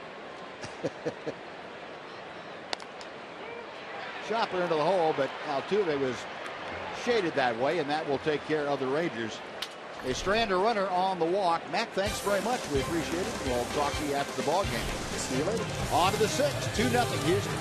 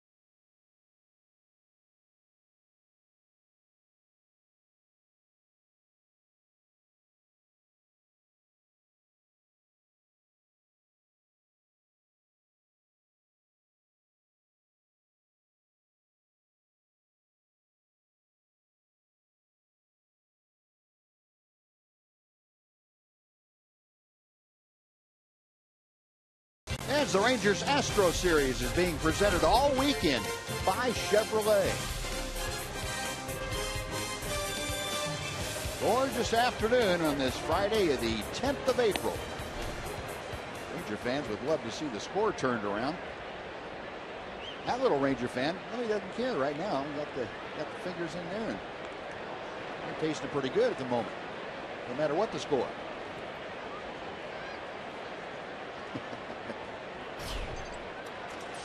Now the Astros come to bat here in the 6th inning. George Springer to start things off. Jed Lowry, Chris Carter will follow. Anthony Bass starting his 5th full inning of work. And he fires ball 1. Bass, in case you missed it, entered the ball game in the 2nd. He came out there to start the 2nd. He had to replace Derek Holland, who left because of stiffness in his the back of his left shoulder. That still is the only information we've gotten from the Ranger clubhouse on him. Shin-Soo Choo, an inning later, had to leave the ball game. He had muscle spasms in his upper back.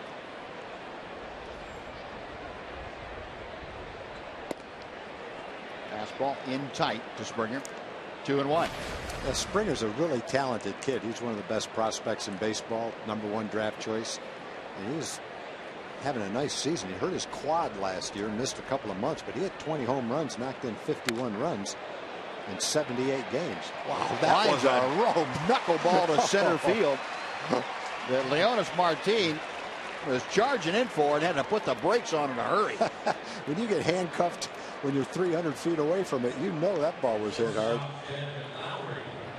Well, he's got big time power. 20 and 51 in about half a season. Also one of those guys with power, and he can run too. Played a lot of center field last year. He's in right field now, but he can steal a base. Good arm, good defensive player. Really nice tools all the way around.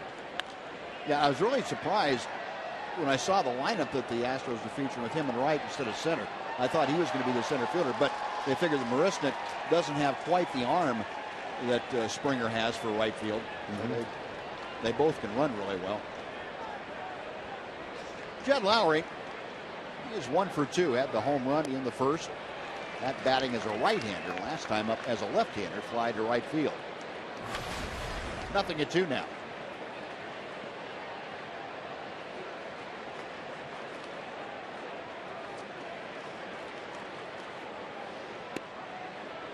A ball and 2 strikes. Astros as a team came into this game hitting .096 as a team. They had a total of 8 hits and 83 at-bats.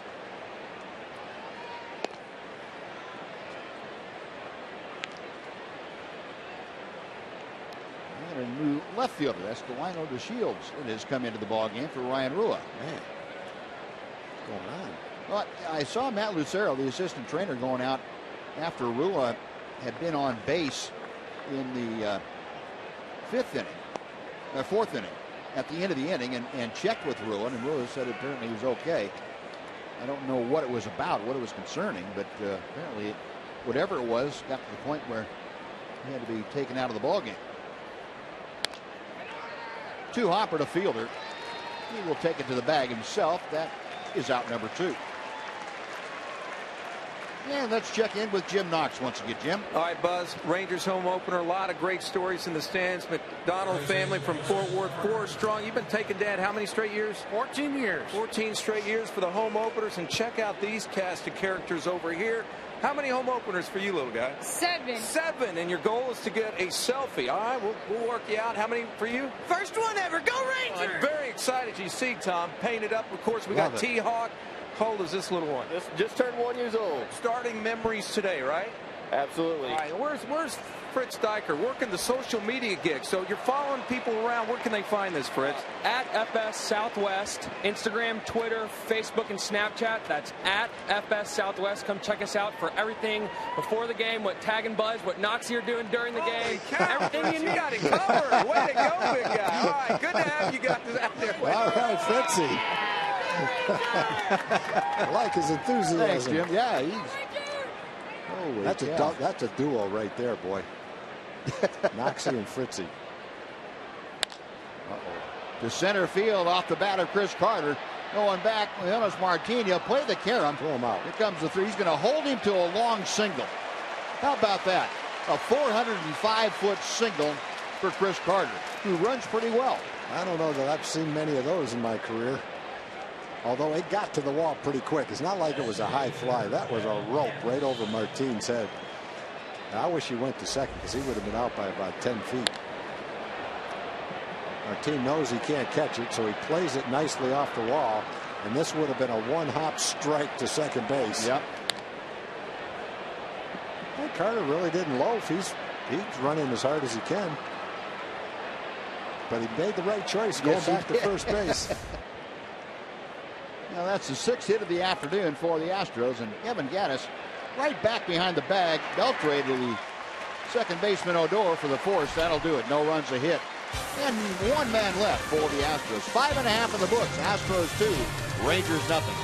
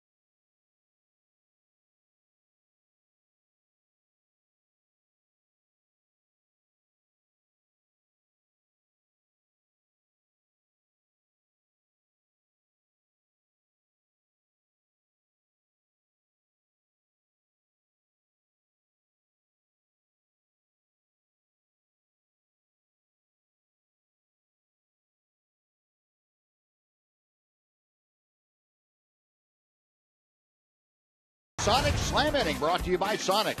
Tonight's jackpot is worth $500 and dinner for two at Sonic Drive-In.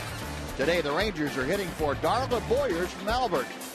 And if a Ranger hits a grand slam this inning, Darla Boyers from Albert will win $25,000. You can register at any participating Sonic restaurant. Jake Smolinski starting things off, his second at-bat of the day since taking over for the injured Shin-Soo Choo. It is strike one. Choo had to leave with the spasms in his upper back, and Smolinski came on, grounded out to shortstop in the fourth inning.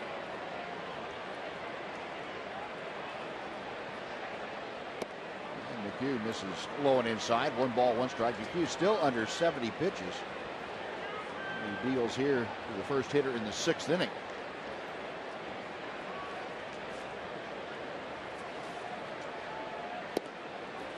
Big breaking ball, and it moves off the plate outside. It's 2-1.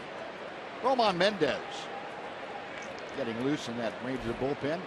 Andy Hawkins, the bullpen coach out there. And Anthony Bass has done a very good job for his 5 innings of work. Hopper almost eats BR for lunch, but he's able to stay with it and throw out Smolinski. 1 gone. Now Adrian Beltre will come up. Jake gives you good at bat. Boy, he's got a nice, short, compact swing. Very calm approach at the plate. When he gets his pitch, he generally puts a nice swing on it. Didn't have much to show for that one, or the ground ball to shortstop, but he had good swings at both of them. And we tend to forget that Smolinski came up last year before Rua. We think of last year in left field and Ryan Rua, but Smolinski came up and got off to a great start, and then broke his foot on that foul ball in New York. He missed 6 or 7 weeks. He was hitting 380. Yeah. Time he got hurt. Beltre, ground ball to short and a strikeout today.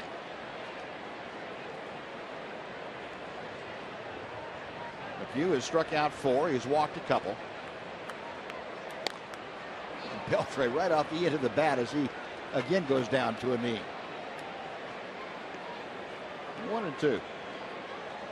Now we'll take a look at the 4 leaderboards. Speaking of Adrian Beltre, most home runs in Major League history by a third baseman. And Beltre 5th on that list, approaching 400. Darrell Evans at 414. Chipper Jones with 468. Eddie Matthews, Mike Schmidt. Schmitty with the most at 548. Pretty good company. Sure is. All-time greatest third baseman in Major League history. And Adrian, as far as the whole package goes, you're not going to find many, at least in my estimation, that are on top of him. He's right there at the very pinnacle of that group. 2-2.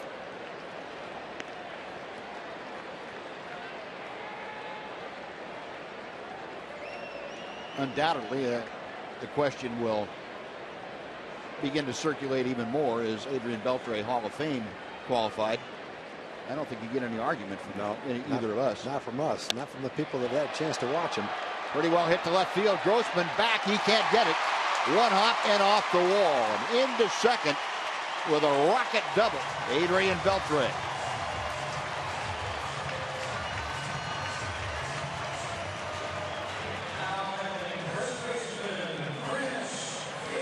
First double this year for the Ranger third sacker.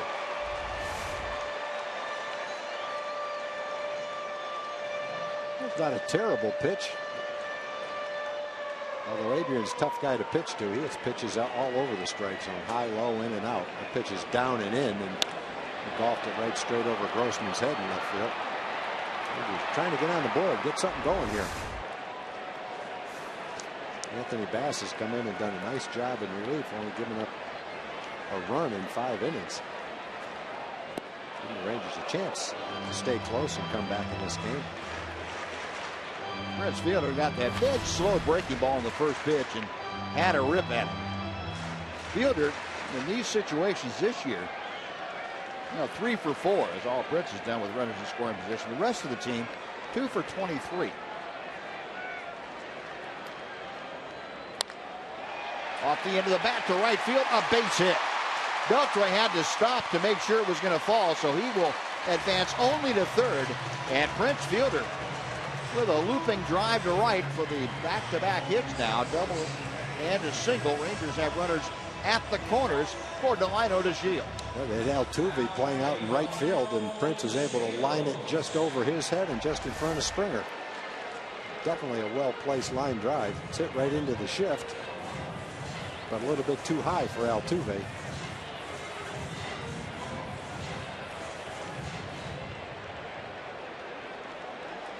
The Rangers now with 5 hits as a team. Willie Beasley making sure Beltre stopping there at third base. 1 out.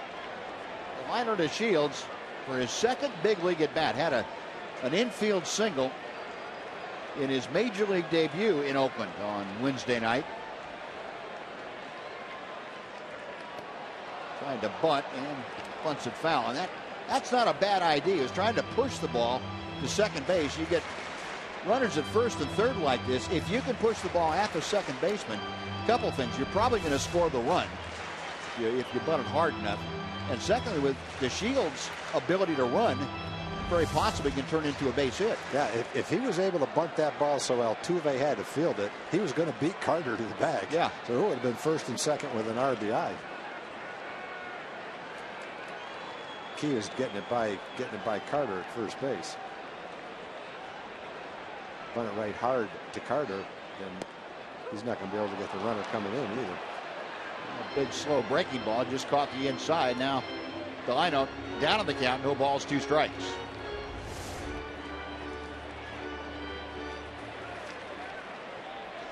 Just on the corner.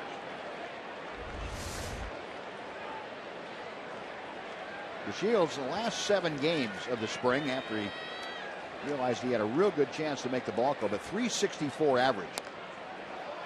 A little check swing foul off to the first base side.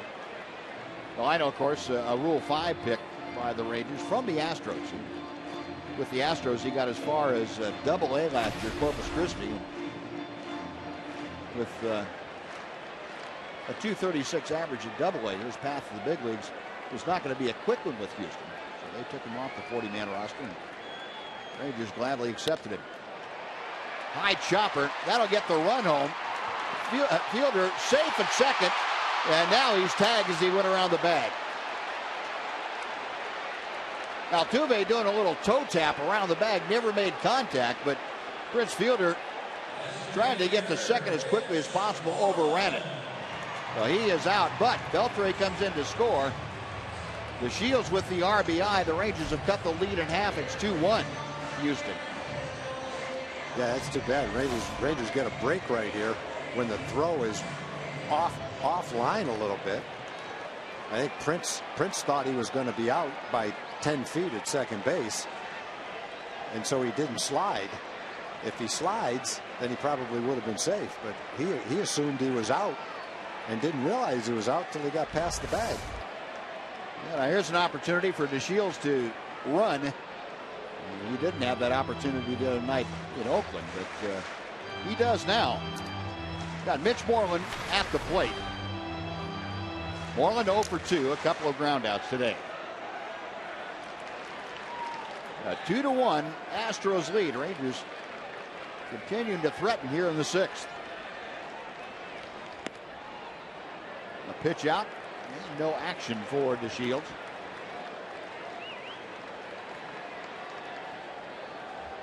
Moreland, a ground ball to short. And last time up was out on a little tapper out in front of the plate. Delino DeShields last year in 114 games stole 54 bases in 68 attempts.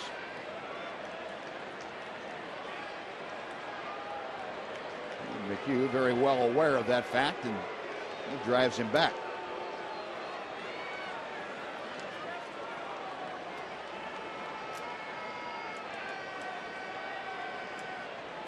DeShields in 497 minor league games and 241 stolen bases. He's staying put, and Moreland takes the pitch outside. 2 balls, no strikes. Well, maybe the fact that DeShields is on first base is affecting the concentration level of McHugh right now. He doesn't want to let him steal second in a 1-run game, but he's got a guy up there and hit the ball out of the ballpark too. So kind of in a tough situation for him. Looks like he's trying to quicken up his motion a little bit, and sometimes that'll throw you off as a pitcher.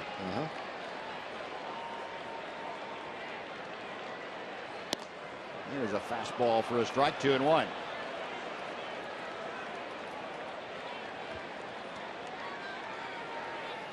It's checking with Tony Beasley down at third base. Our Fox tracks calling into question the location of that last strike.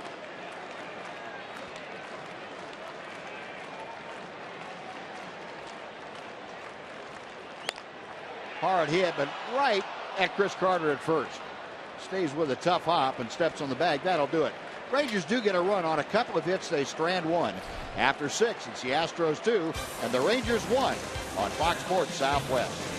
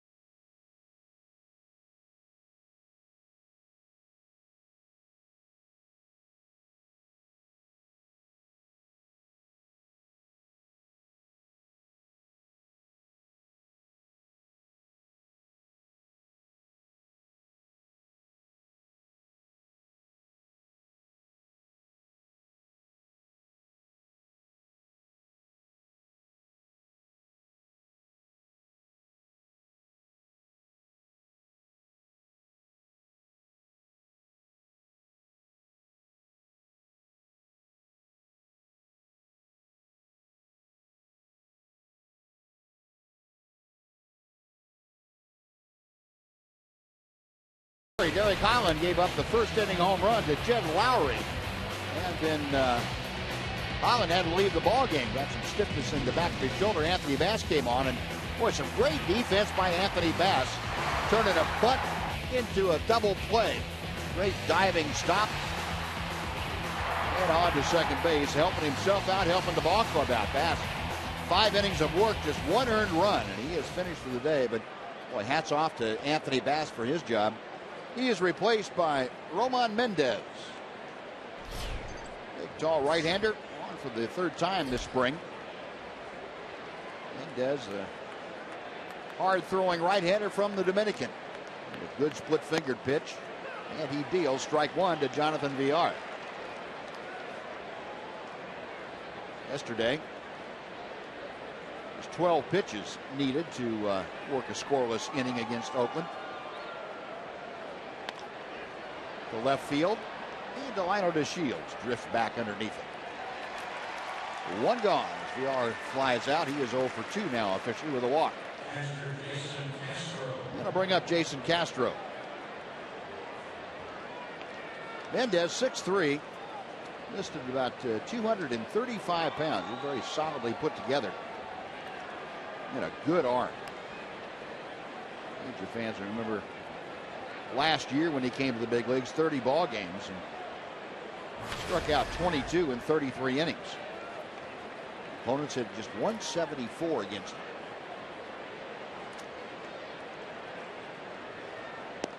Castro takes the off-speed pitch in for strike 1.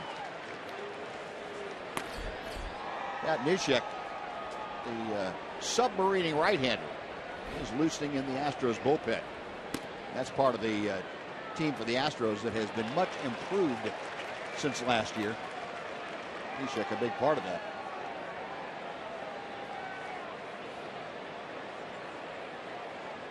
One ball, two strikes, the count to Castro.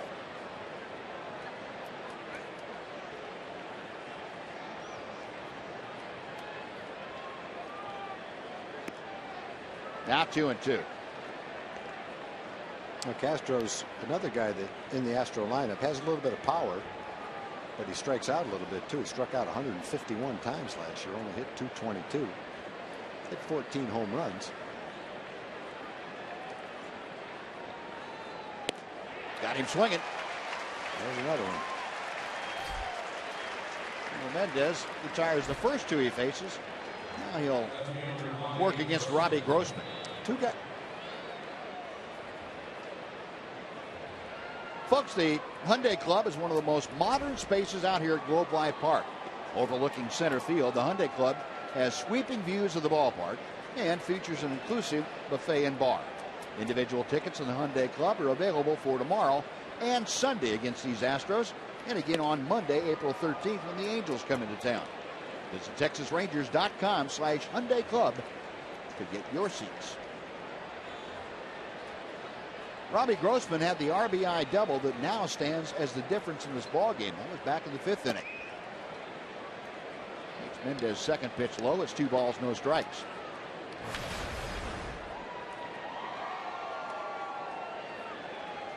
Grossman, a switch hitter up there from the left side against the righty Mendez.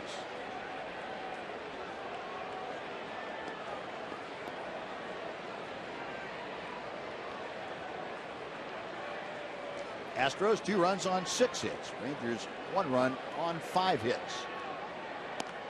Good fastball for a strike. 94 on the radar gun for Mendez.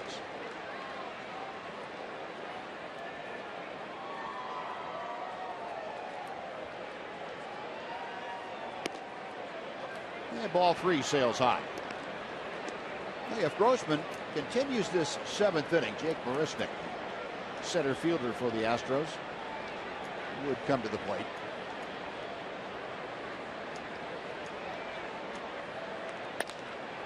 The center field, that's going to push Leonis Martin back at the track. He can't get it. It's one hop and off the wall. Grossman to second and puts the brakes on there. The ball really carrying here today. Not much of a breeze, and it doesn't seem like anything to knock the ball down. It just gets up there and keeps on going. A couple of those line drives really have shot over Leonis' head. Carter hit one as well. On the other side of it, the ball's hit pretty well, but still Grossman had to reach down and out over the plate. So he's got some pretty good power to left center field.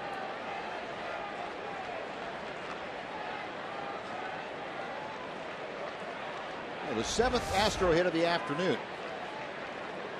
Grossman in scoring position. Jake Marisnik had the double to left field in the 5th inning.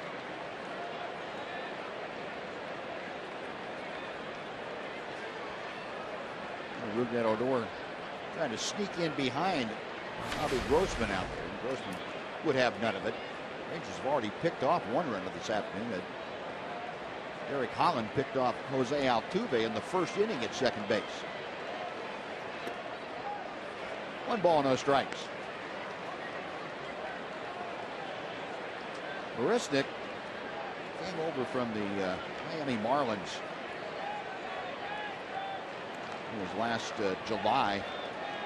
It's part of the deal that sent Jared Cozart over to Miami.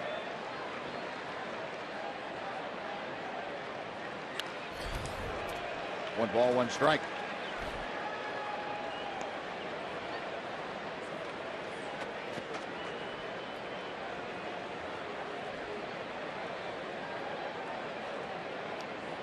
Let's take a big guy at 6'4", about 220 pounds.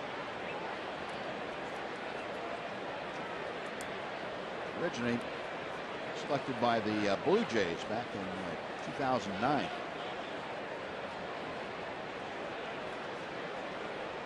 One ball and 1 strike to count.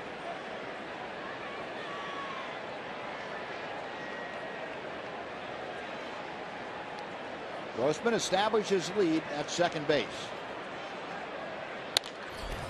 To center field, that's a base hit. Grossman around third. Here comes the throw for Martin. It's not in time, and going down to second is Marisnick. Ball gets away. Marisnick up and headed to third, and he will be in standing. Astros lead it 3-1 as Marisnick gets his second RBI of the day. And he advances to second on the throw, to third on the error. Well, that was a hard hit ball by Marisnick. And the problem that Leonis had was it got to him fairly quickly, but he couldn't charge it very much because it was hit so hard. Didn't have time to charge it. By the time he fielded it, he was still fairly deep in center field. Very difficult to throw someone out from way out there, but he makes a strong throw. They just didn't have time to get him from how far he was in center, how deep he was in center field. The throw gets away and gets another base. A well-hit ball from Marisnick. 2 up, 2 down quickly with a strikeout of Castro, and then 2 hard-hit balls. Grossman's double and that single by Marisnick. Well, he goes as a single. Went to second on the throw. The error on the throw by Robinson Chirinos, allowing the extra 90 feet to get Marisnick to third. Astros get back the run. The Rangers scored in the bottom of the 6th.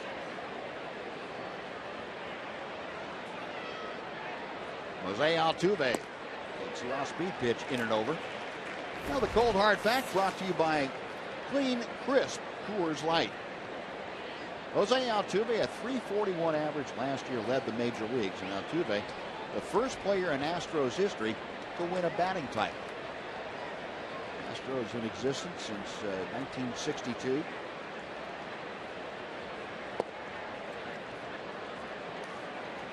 Takes that pitch low and outside. I guess it was 61. 61 that came in.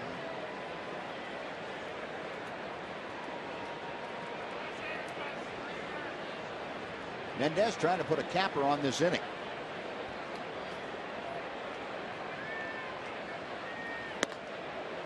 Two balls and a strike.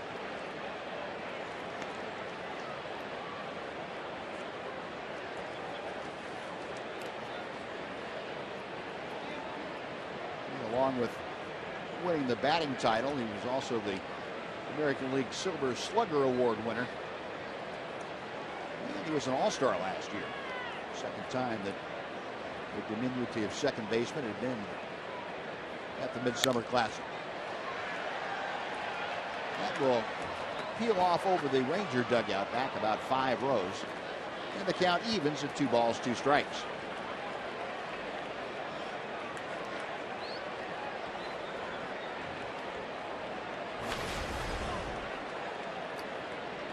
How about Altuve? You go back 2 seasons ago. Start of the 2013 season, 404 hits. That's the most in Major League Baseball. Our Skag tracker showing you the dispersion of the pitches from Roman Mendez to Jose Altuve. Got him swinging. Don't see that very No, often you either. do not. Strikeout, but the Astros come up with a run on 2 hits and lead one. It's 7th inning stretch time. Your Astros attention, please, leading ladies 3-1. and Let's gentlemen. join Chuck Morgan as he asks the folks to honor America. Who are serving our country home and around the world. Performing God Bless America today is Staff Sergeant Rachel Wilson, Senior Airman Jamie Parker, Senior Airman Logan Keese, and Airman First Class Alicia Cancel, the United States Air Force Band of the West.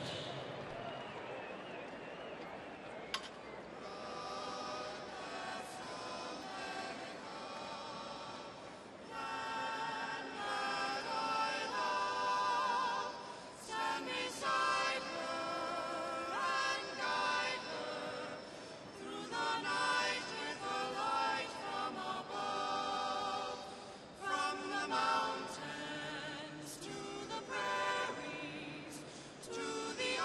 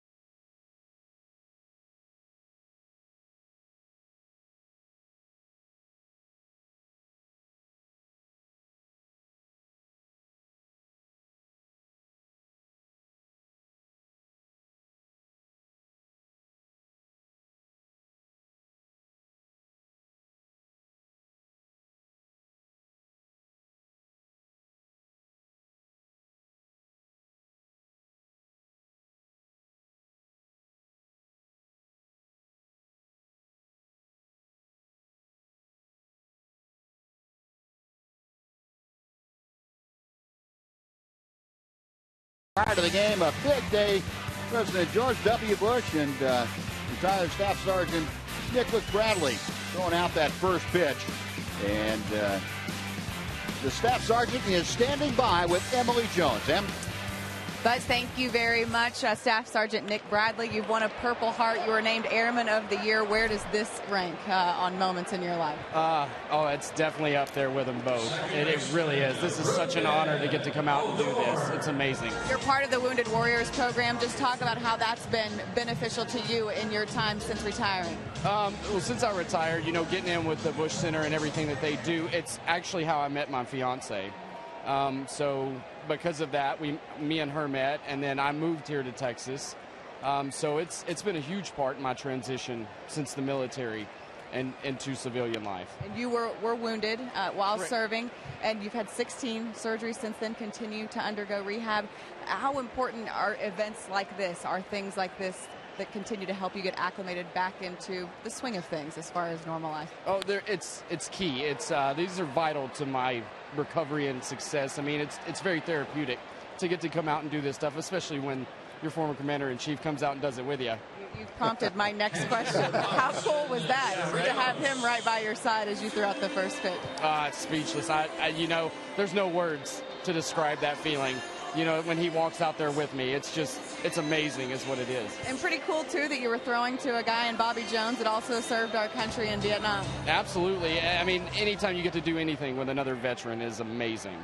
And when you look at President Bush and his involvement, in the Wounded Warriors Project, the time that you all spend with the golf tournament, different things like that, what does that say to you and to the rest of the servicemen and women? Well, that people still care. Not only individuals, but your former commander-in-chief, they still care. You're not forgotten. It still matters what you did. And finally, I have to ask, I know you are attending, is it North Texas, correct? Correct. Yep. Attending North Texas, majoring in political science. So, is there a political career in your future? We'll see. Undecided. Okay, well, I will say your interview skills are off to a very good start. Well, thank you. I appreciate it very much. Staff Sergeant, thank you for your service, and enjoy the rest of the game. Thank you very much. You have a great day. Fellas? All right, he's got a pretty good start in that political career. Non-committal response, that's good. We'll see. Yeah, I think Emily hit the nail right on the head. That's a potential politician. Yeah. What a great kid. Sure is. We appreciate his service and all of his sacrifices for all of us. Pat Neshek is the new pitcher for the Astros. Neshek worked one inning against the Cleveland Indians back on Wednesday, gave up a run in that contest. Signed as a free agent by the Astros to shore up that bullpen. Neshek last year with St. Louis, and he gets a strikeout of Robinson Chirinos, and Neshek sends the Rangers down in order in the 7th inning. Now we'll move on to inning number 8 here at Globe Life Park on home opening day. 3-1 Astros.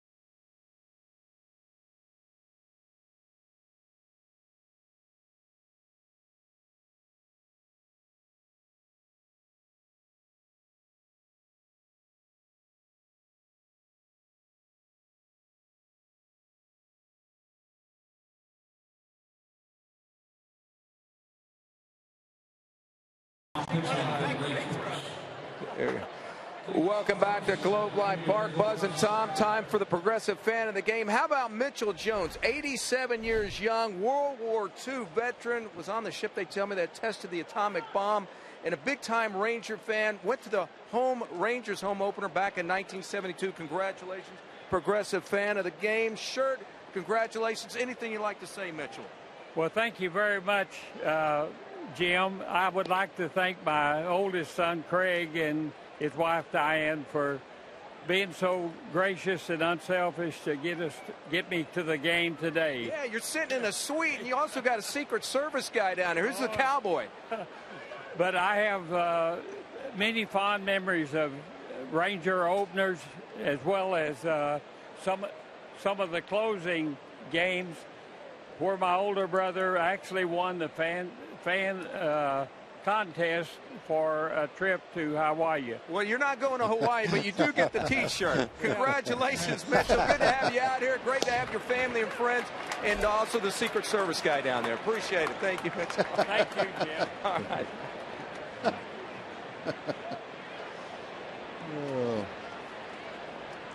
George Springer starting off the Astros 8th inning, and Sean Tolleson, the Allen, Texas native, is on the hill. Baylor X fires a strike. It is 0-2. Tolleson worked Tuesday, got a hold in that Ranger 3-1 victory over the Athletics. John installed as the 8th inning guy in the absence of Tanner Shepard, who, by the way, sounded like he really threw the ball well yesterday in an outing. It was a AAA, wasn't he? Oh, we have a second here. Let's get it over to John Radigan and Oscar up to game break.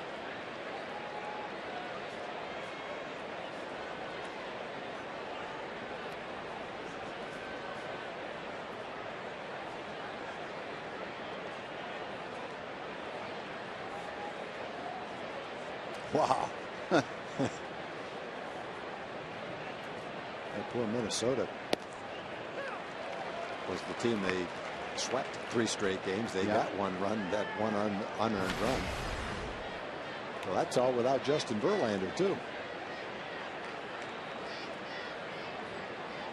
Jed Lowry, the hitter. And there's that off-speed pitch from Sean Tolleson. Is devastating against left-handers. Yeah, when you look at the changeup that Sean developed recently and the one Keone Kela developed, those are pretty good changeups for guys that never really had one before. Mike Maddox suggested it. They worked on it. Pretty quickly, they got it right into a game. And it's working well for them. And that fastball's not bad either. That's not too bad either. He rushed it up there at about 93, and that's back-to-back strikeouts to open the 8th. Well, the combination, fastball changeup, is just a devastating combination. We saw Scott Kazmir use it against the Rangers for 7 innings. And if you can perfect a changeup to go along with a 93, 94 mile-an-hour fastball, even without that kind of velocity, it's just a tough thing for a hitter to counteract. Changeup looks just like a fastball. Chris Carter flares one off to the right and out of play. Tolleson had messed around with a changeup, from what he said, until spring training last year, not this year. But Mike Maddox had asked him about it, why he didn't throw it. And he said, I just haven't broken it out in the game. I haven't had confidence. And he said, why don't you do it in the spring? And it went from there. He got enough confidence in using the game, and has had success with it ever since. And he has a very quick and tidy 1-2-3 inning with a couple of strikeouts. Bottom of the 8th coming up. Rangers trailing 3-1 to the Astros on Fox Sports Southwest.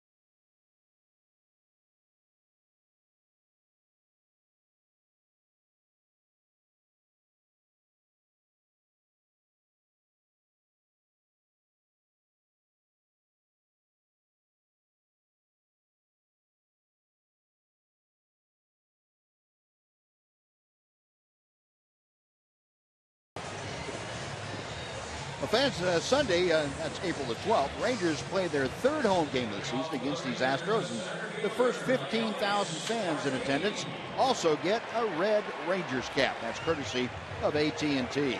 Come on out to Globe Life Park for opening week and get your cap this Sunday. Purchase tickets at TexasRangers.com. We head to the bottom of the 8th inning. And again, A.J. Hinch has gone to the Astros bullpen. Chad Qualls, veteran right-hander, the 36-year-old out of Southern California, on to face the top of the order. Leonis Martins takes strike one. Qualls, 19 pitches yesterday in an inning of work against the Cleveland Indians. Last year, I guess by default, he was in the closing role for the Astros. This year, he hasn't needed to do that. They've got Luke Gregerson established right now as their closer.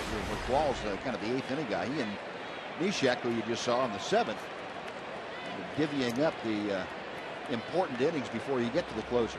Hey, the Astros spent some money in the offseason to try to upgrade their bullpen. They tried to do that last year. They had some injuries out in their bullpen, and they lost a lot of leads late in the ball game. Had a pretty decent starting rotation, so they're trying to keep those leads. Altuve, the bare hand, the throw, they got it. Nice play. And a good stretch by Chris Carter, and that just did get Leonis Martin and Jeff Bannister out a couple of steps from the dugout. He is motioned to home plate umpire Corey Blazer that he's thinking about running a challenge out there. And on that replay, boy, that is a bang-bang play. And Joey Pravinsky up in the Ranger clubhouse taking a look at that and relaying to Steve Buechele, the bench coach, what his thoughts on it were. And the decision was made not to challenge it. And I think after that replay just before that one, you could see why. That ball getting there just a tick ahead of the foot. Nice play by Altuve. I didn't think when the ball was hit that he was going to have a chance to get Martin at first base as fast as he gets down there. We saw that in the Oakland series when he beat out an infielder. And Altuve pulled it off. Had to barehand it, had no other choice. No. Well, one away, base is empty. Jake Smolinski with his third at bat. Jake asked for timeout. Smolinski has grounded out a couple of times. Jake took over for Shin-Soo Choo defensively in the third, then came up to bat his first time in the fourth.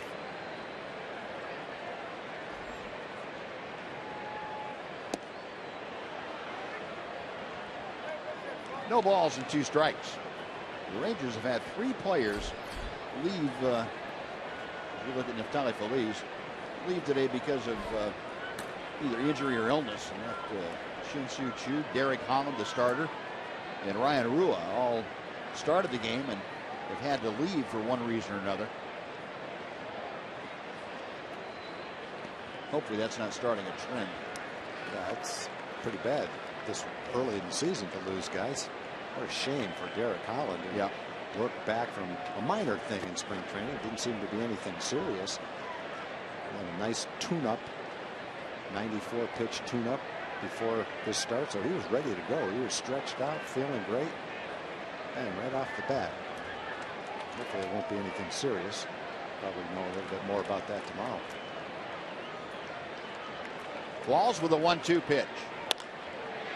Right at the third baseman VR, who steps one step to his left and plucks it out of midair. I think Jake has hit the ball solidly all 3 times that he's batted today. Ground ball to short, ground ball to third, and now a line drive to third. Elvis, in his last at bat, leading off the 7th inning, hit the same line drive right at the third baseman. The Rangers hit several balls hard that haven't found holes. Trying to get a little rally going. It's hard to do it when you're hitting the ball hard and it's right at somebody. 2 away. Here's Adrian Beltre. He has scored the only Ranger run of the afternoon, that after doubling with 1 out in the 6th.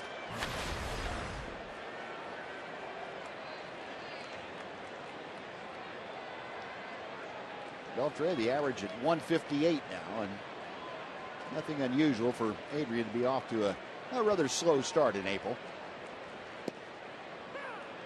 Called strike. It was almost a year ago that Adrian missed his last game. He came down with that quad problem and had to go on the disabled list. Spent 15 days on it. Activated the 24th of April. Hasn't missed a game since. 144 games now. 1-2 the count.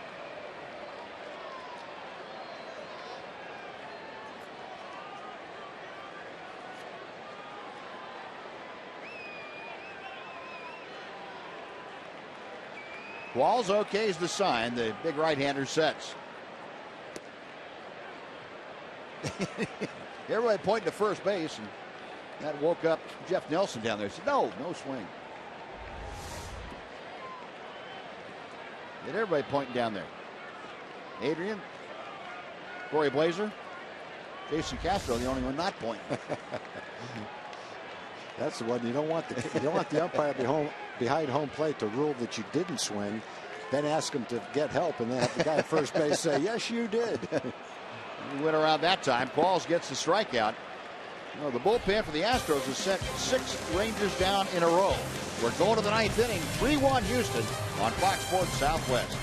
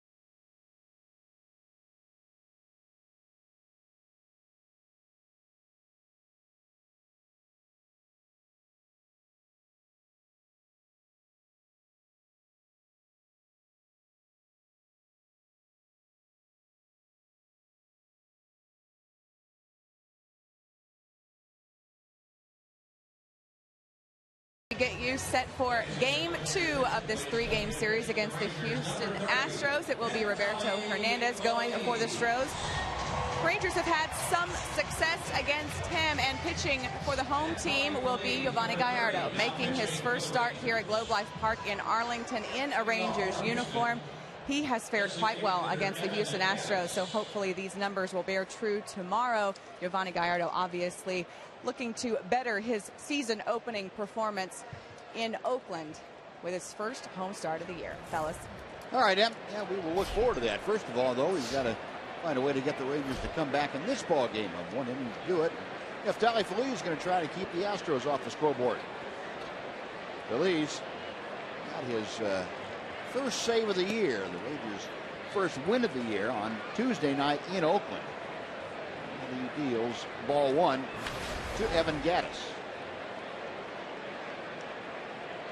Gattis reached on an error in the second. He was 0 for 3 officially today. Takes that breaking ball wide.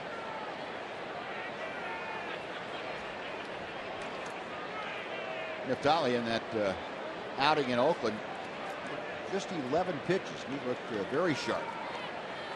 Able to get the breaking ball over and whenever he wanted to. Gets that fastball on the outer corner at 93. 2-1.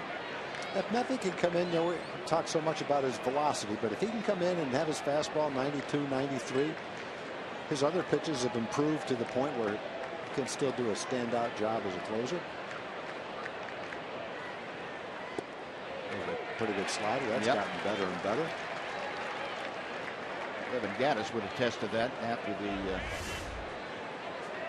the kneel.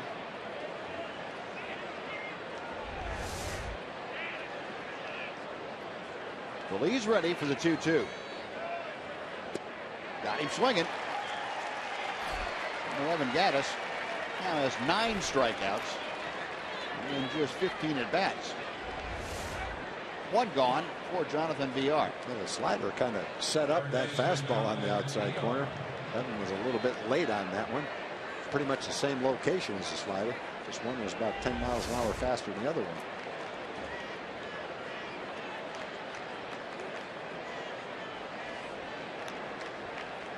VR 0 for 2 today with a walk.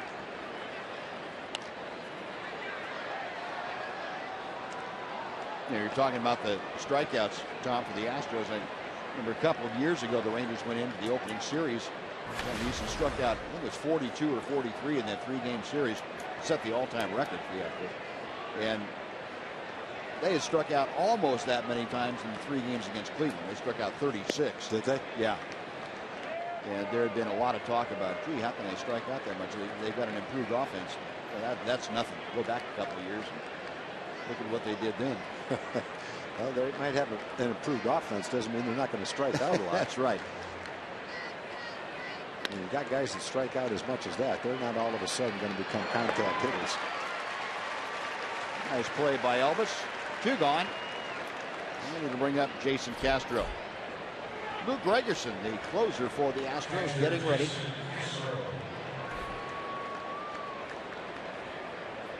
And a failed attempt at closing last year for Oakland. The Astros taking a shot on him here this year. Castro a single in 3 trips.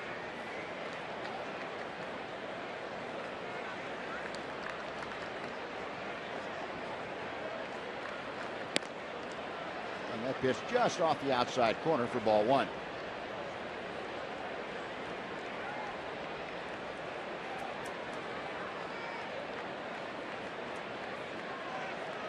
Chirinos flashing out the wiggling fingers for the changeup.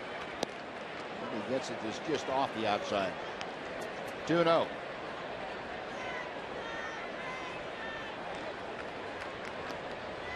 Crowd of 48,885. A sellout crowd at Globe Life Park for opening day. The home opener of 2015. Seen a beautiful day. A lot of pageantry surrounding opening day that you would expect. It's been a great afternoon. Now if the Rangers can find a way to cap it off with a comeback win, it'll be the best of all possible worlds.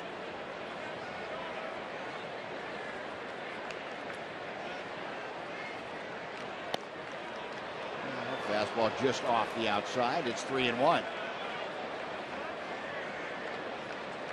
Neffy kind of a wry smile, and typically that means that was a strike.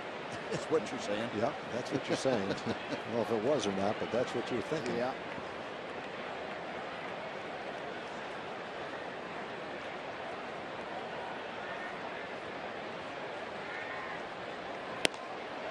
Pretty good fastball.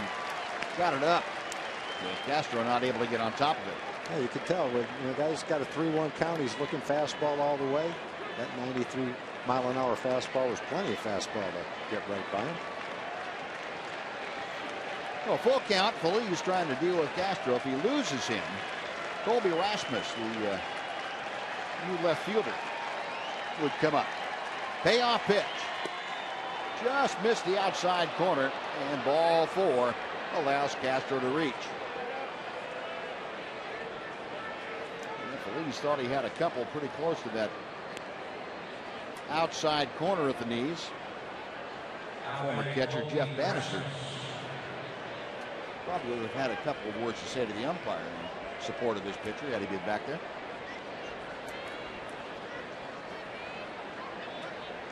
A 1-on, 2-out.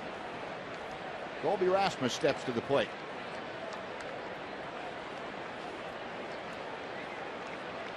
Rasmus a 143 average in the early going.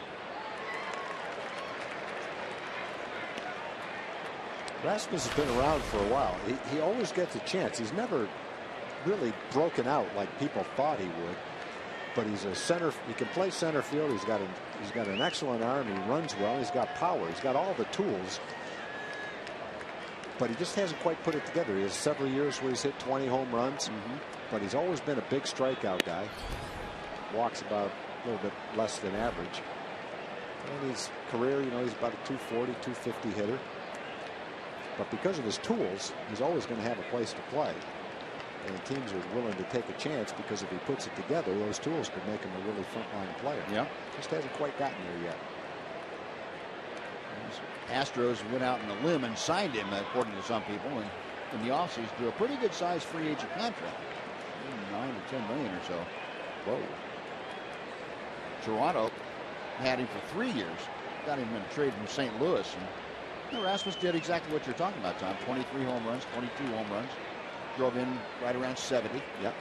Yeah, it's not bad. Right. And you combine that with a guy that can play center field and run and throw, and he's still a pretty good player. 2-1 pitch.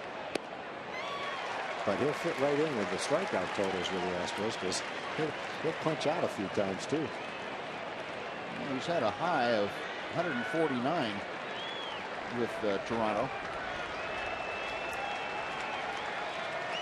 After popping that last fastball at 94 miles an hour. Drive to right field. Going back is Smolinski at the track. It's gone. You know, there's what you're talking about, Tom. You know, swinging through a couple of fastballs. Rasmus gets one, able to turn on it, drive it into the second row, and a 2-run home run makes it a 5-1 Houston lead. He's always been an intriguing guy. You're right, Buzz. You saw it in that at bat. He missed one. Looked like he was swinging in the dark. Then he got a fastball on the inside part of the plate. Hits the next pitch out of the ballpark. Down a little bit more than the one before. You can see that. The other ones was top of the other ones were top of the strike zone. This one near the bottom of the strike zone. That allowed him to get that swing and kind of golf it toward right field.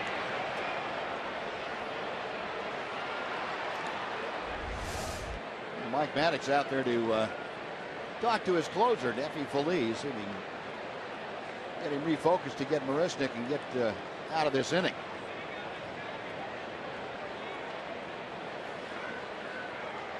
Brent Straw, the pitching coach. We'll find out if the extra runs will change A.J. Hinch's idea about using Gregerson as their closer in this ninth inning. Nobody out there throwing right now, so either Gregerson is completely ready or they're going to let Qualls go back out for the ninth. First, Feliz has to deal with Marisnik. Yeah, this turns into the kind of inning you hate to see for your closer. Because Derek was injured and could only go the one inning, you had to use your whole bullpen. Fortunately, Anthony Bass went 5 innings. A beautiful ball, only 1 run in 5 innings. And you try to get your closer in to get the last inning and give him some work, and now you're up to 22 pitches, which is not what you wanted to see. Charging Odor, he shovels it, not in time. Didn't quite get enough steam on that shovel out of his glove, and Marisnik, with his very good speed, able to leg it out. Yeah, unfortunately, the ball stuck in his glove, and he flipped him a changeup, it looked like. And Marisnik runs pretty well, too. Big day for Marisnik. A double to drive in a run, a single to drive in a run. Rangers going to challenge it, and maybe an infield single, maybe not. We'll find out.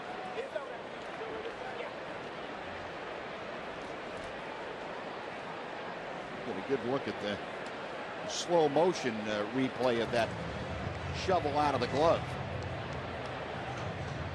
Yeah, the call was safe at first base, and that look at the replay right there would probably indicate that it's not going to change.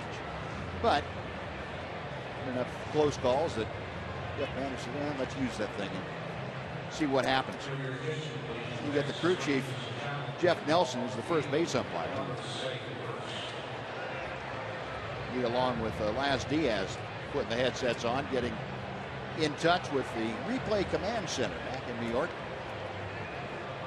Umpiring crew that is assigned to the umpire that's assigned to this ball game will review the replay angles and issue his determination. And the call is confirmed that safe at first base was the proper call. So clear and convincing evidence to support the call of the umpire. Jeff Nelson on that play.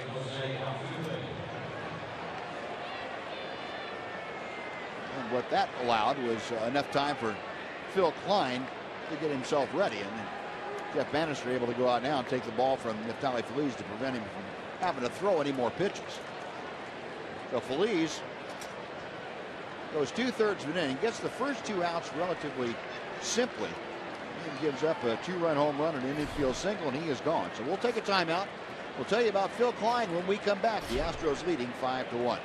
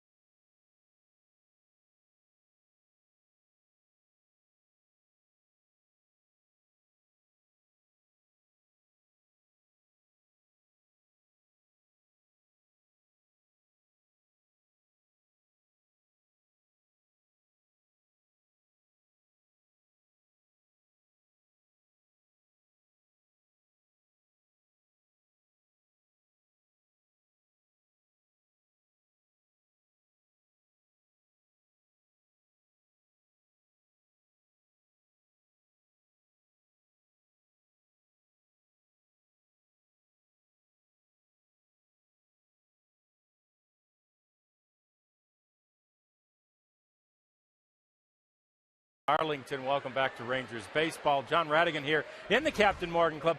That's Mark McLemore and Pudge Rodriguez, and they will be joining us on Rangers Live, the postgame edition. Immediately following this one, like me, they are rooting for a Rangers comeback here in the 9th inning. No matter what happens, we've got it all covered. We'll hear from Jeff Bannister. We will hear from the players. We'll get these guys to help us analyze the game. We'll check in with Buzz and Tom. It's all after the game. It's Rangers Live from the Captain Morgan Club. Guys, let's get it back over to you in the booth. All right, John, thank you.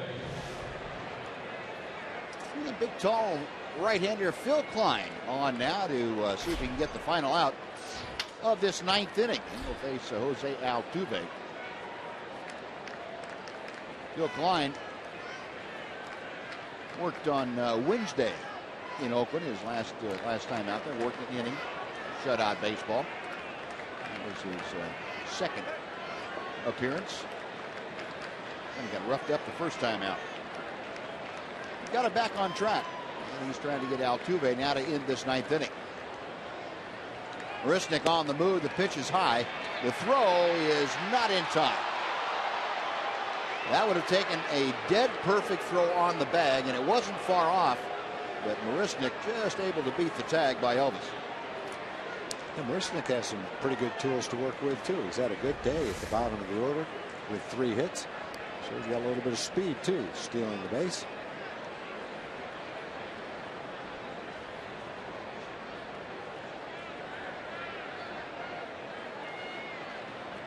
Marisnick gets himself in a scoring position. 1 ball and no strikes to count. And Klein wants to check with Chirinos to make sure that he knows which sign they are using in that sequence of signs that they'll employ with somebody at second base.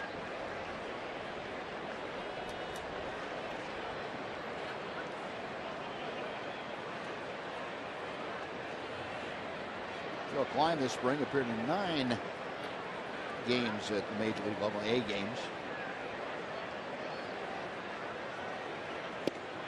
And he hits the outside corner with a strike.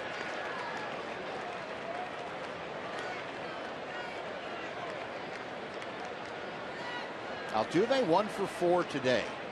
hit the first pitch of the ball game into center field for a leadoff single.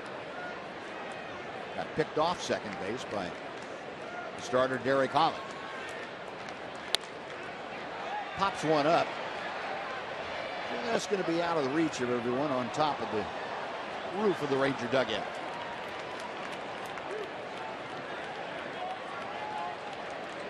Fielder Chirino's over there to take a look, but no such luck.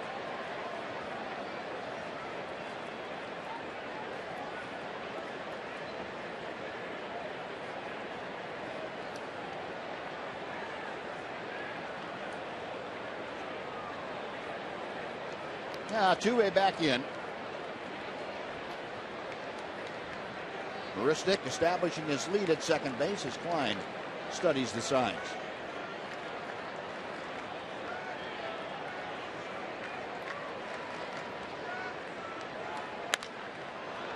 Skied to center. As Martin ambling around, makes the catch. That'll do it. But the Astros strike for two more on two hits. They lead one. We're going to the bottom of the ninth. Rangers trailing by 4.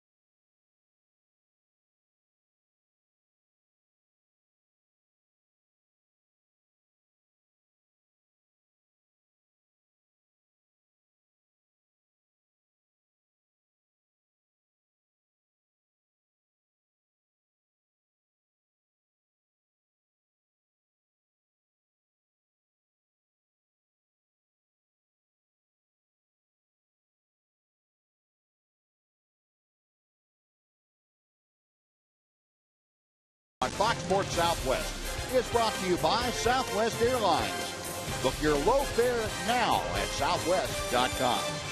By AT&T UVerse TV. UVerse has more live TV channels on the go than cable. And by your Texas Ford dealer.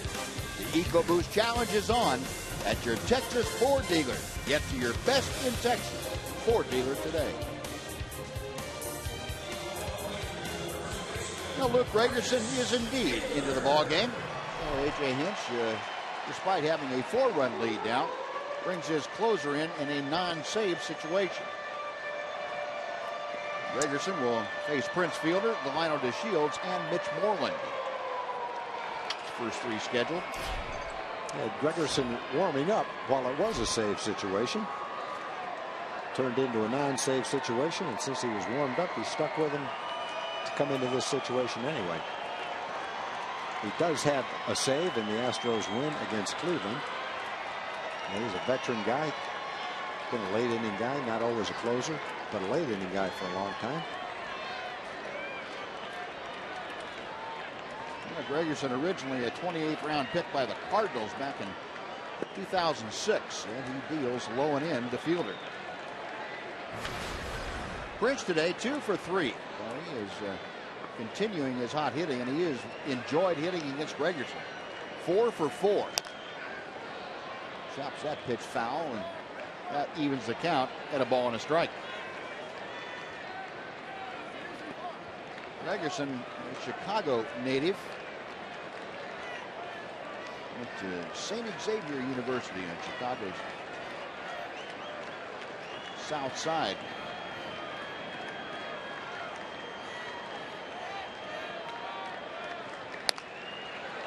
And the perfect streak continues. That's into the corner, going to be for extra bases as Prince Fielder steams into second with a leadoff double. Make that 5 for 5 against Gregerson. And 3 more hits today. Came into the game hitting .333.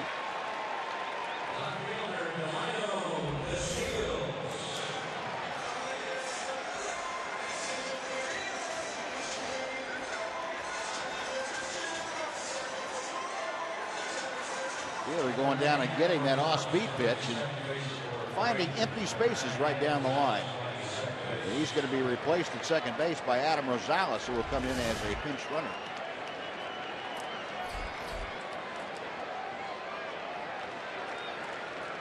Well, Rosales at second now. Delino DeShields, the hitter. DeShields had an RBI on a fielder's choice in the 6th inning.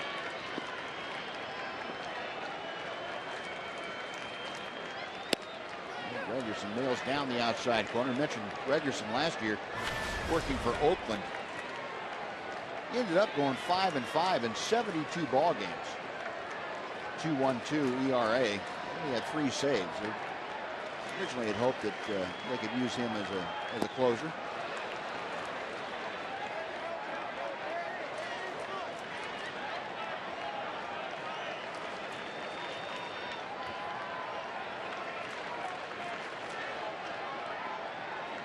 No balls and 2 strikes.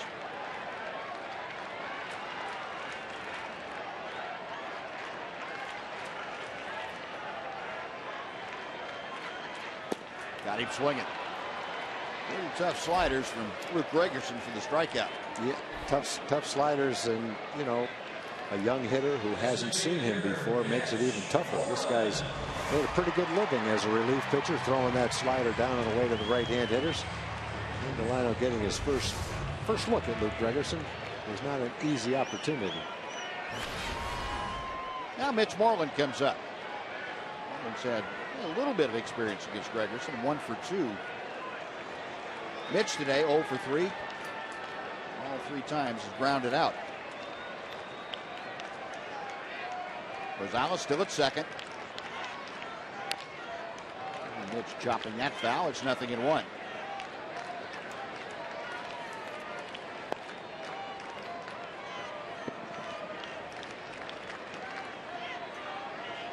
Astros 5 runs on 10 hits this afternoon. Rangers 1 run on 6 hits. They've committed the only 2 errors of the ball game.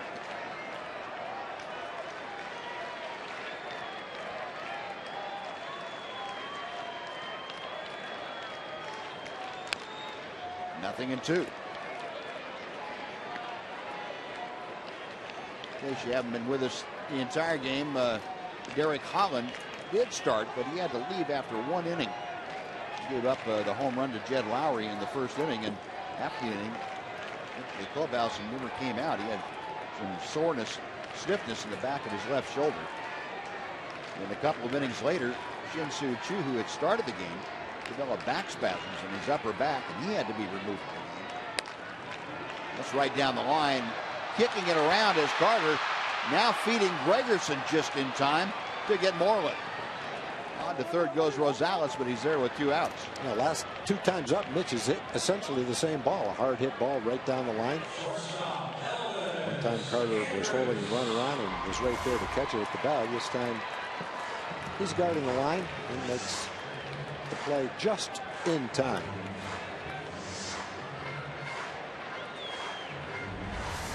2 outs. Elvis Andrus, though, last hope for the Rangers.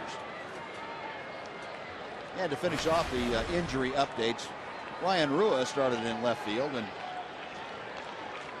Delino DeShields Jr. came in to take his place in the 6th inning. We haven't gotten any word on Ryan Rua as to what caused him to leave the ball game.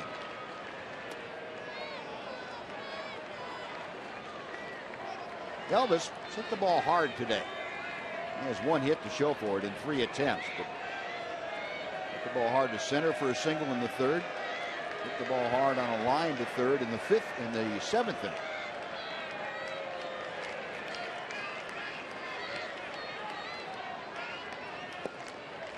Two balls, no strikes.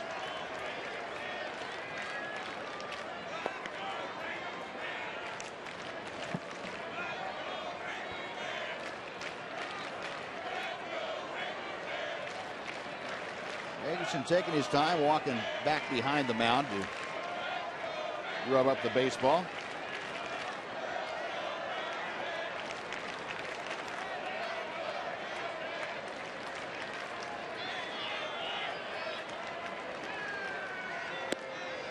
Breaking ball pushes Elvis back and just comes to catch the top of the strike zone, at least according to Corey Blazer, the home plate umpire. Elvis didn't think so. Barely. Don't see that called all the time, but technically it's a strike. Skag pitch tracker showing you right on the top line. There's a little better breaking ball. Again, starting it inside, and Elvis jackknife out of the way, and it came to catch the corner. So 2-2 now.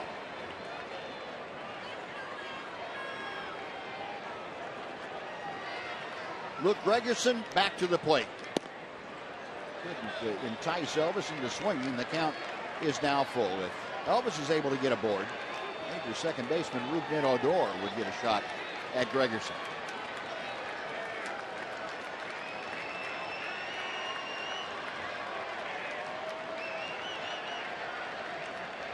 Now the payoff pitch. Got him swinging. Gregerson gets a couple of strikeouts in the inning. The Rangers get a leadoff double by Prince Fielder, but strand the pinch runner, Adam Rosales. Cannot get him home, and Rangers go down to defeat in the home opener today, the 5-1 final.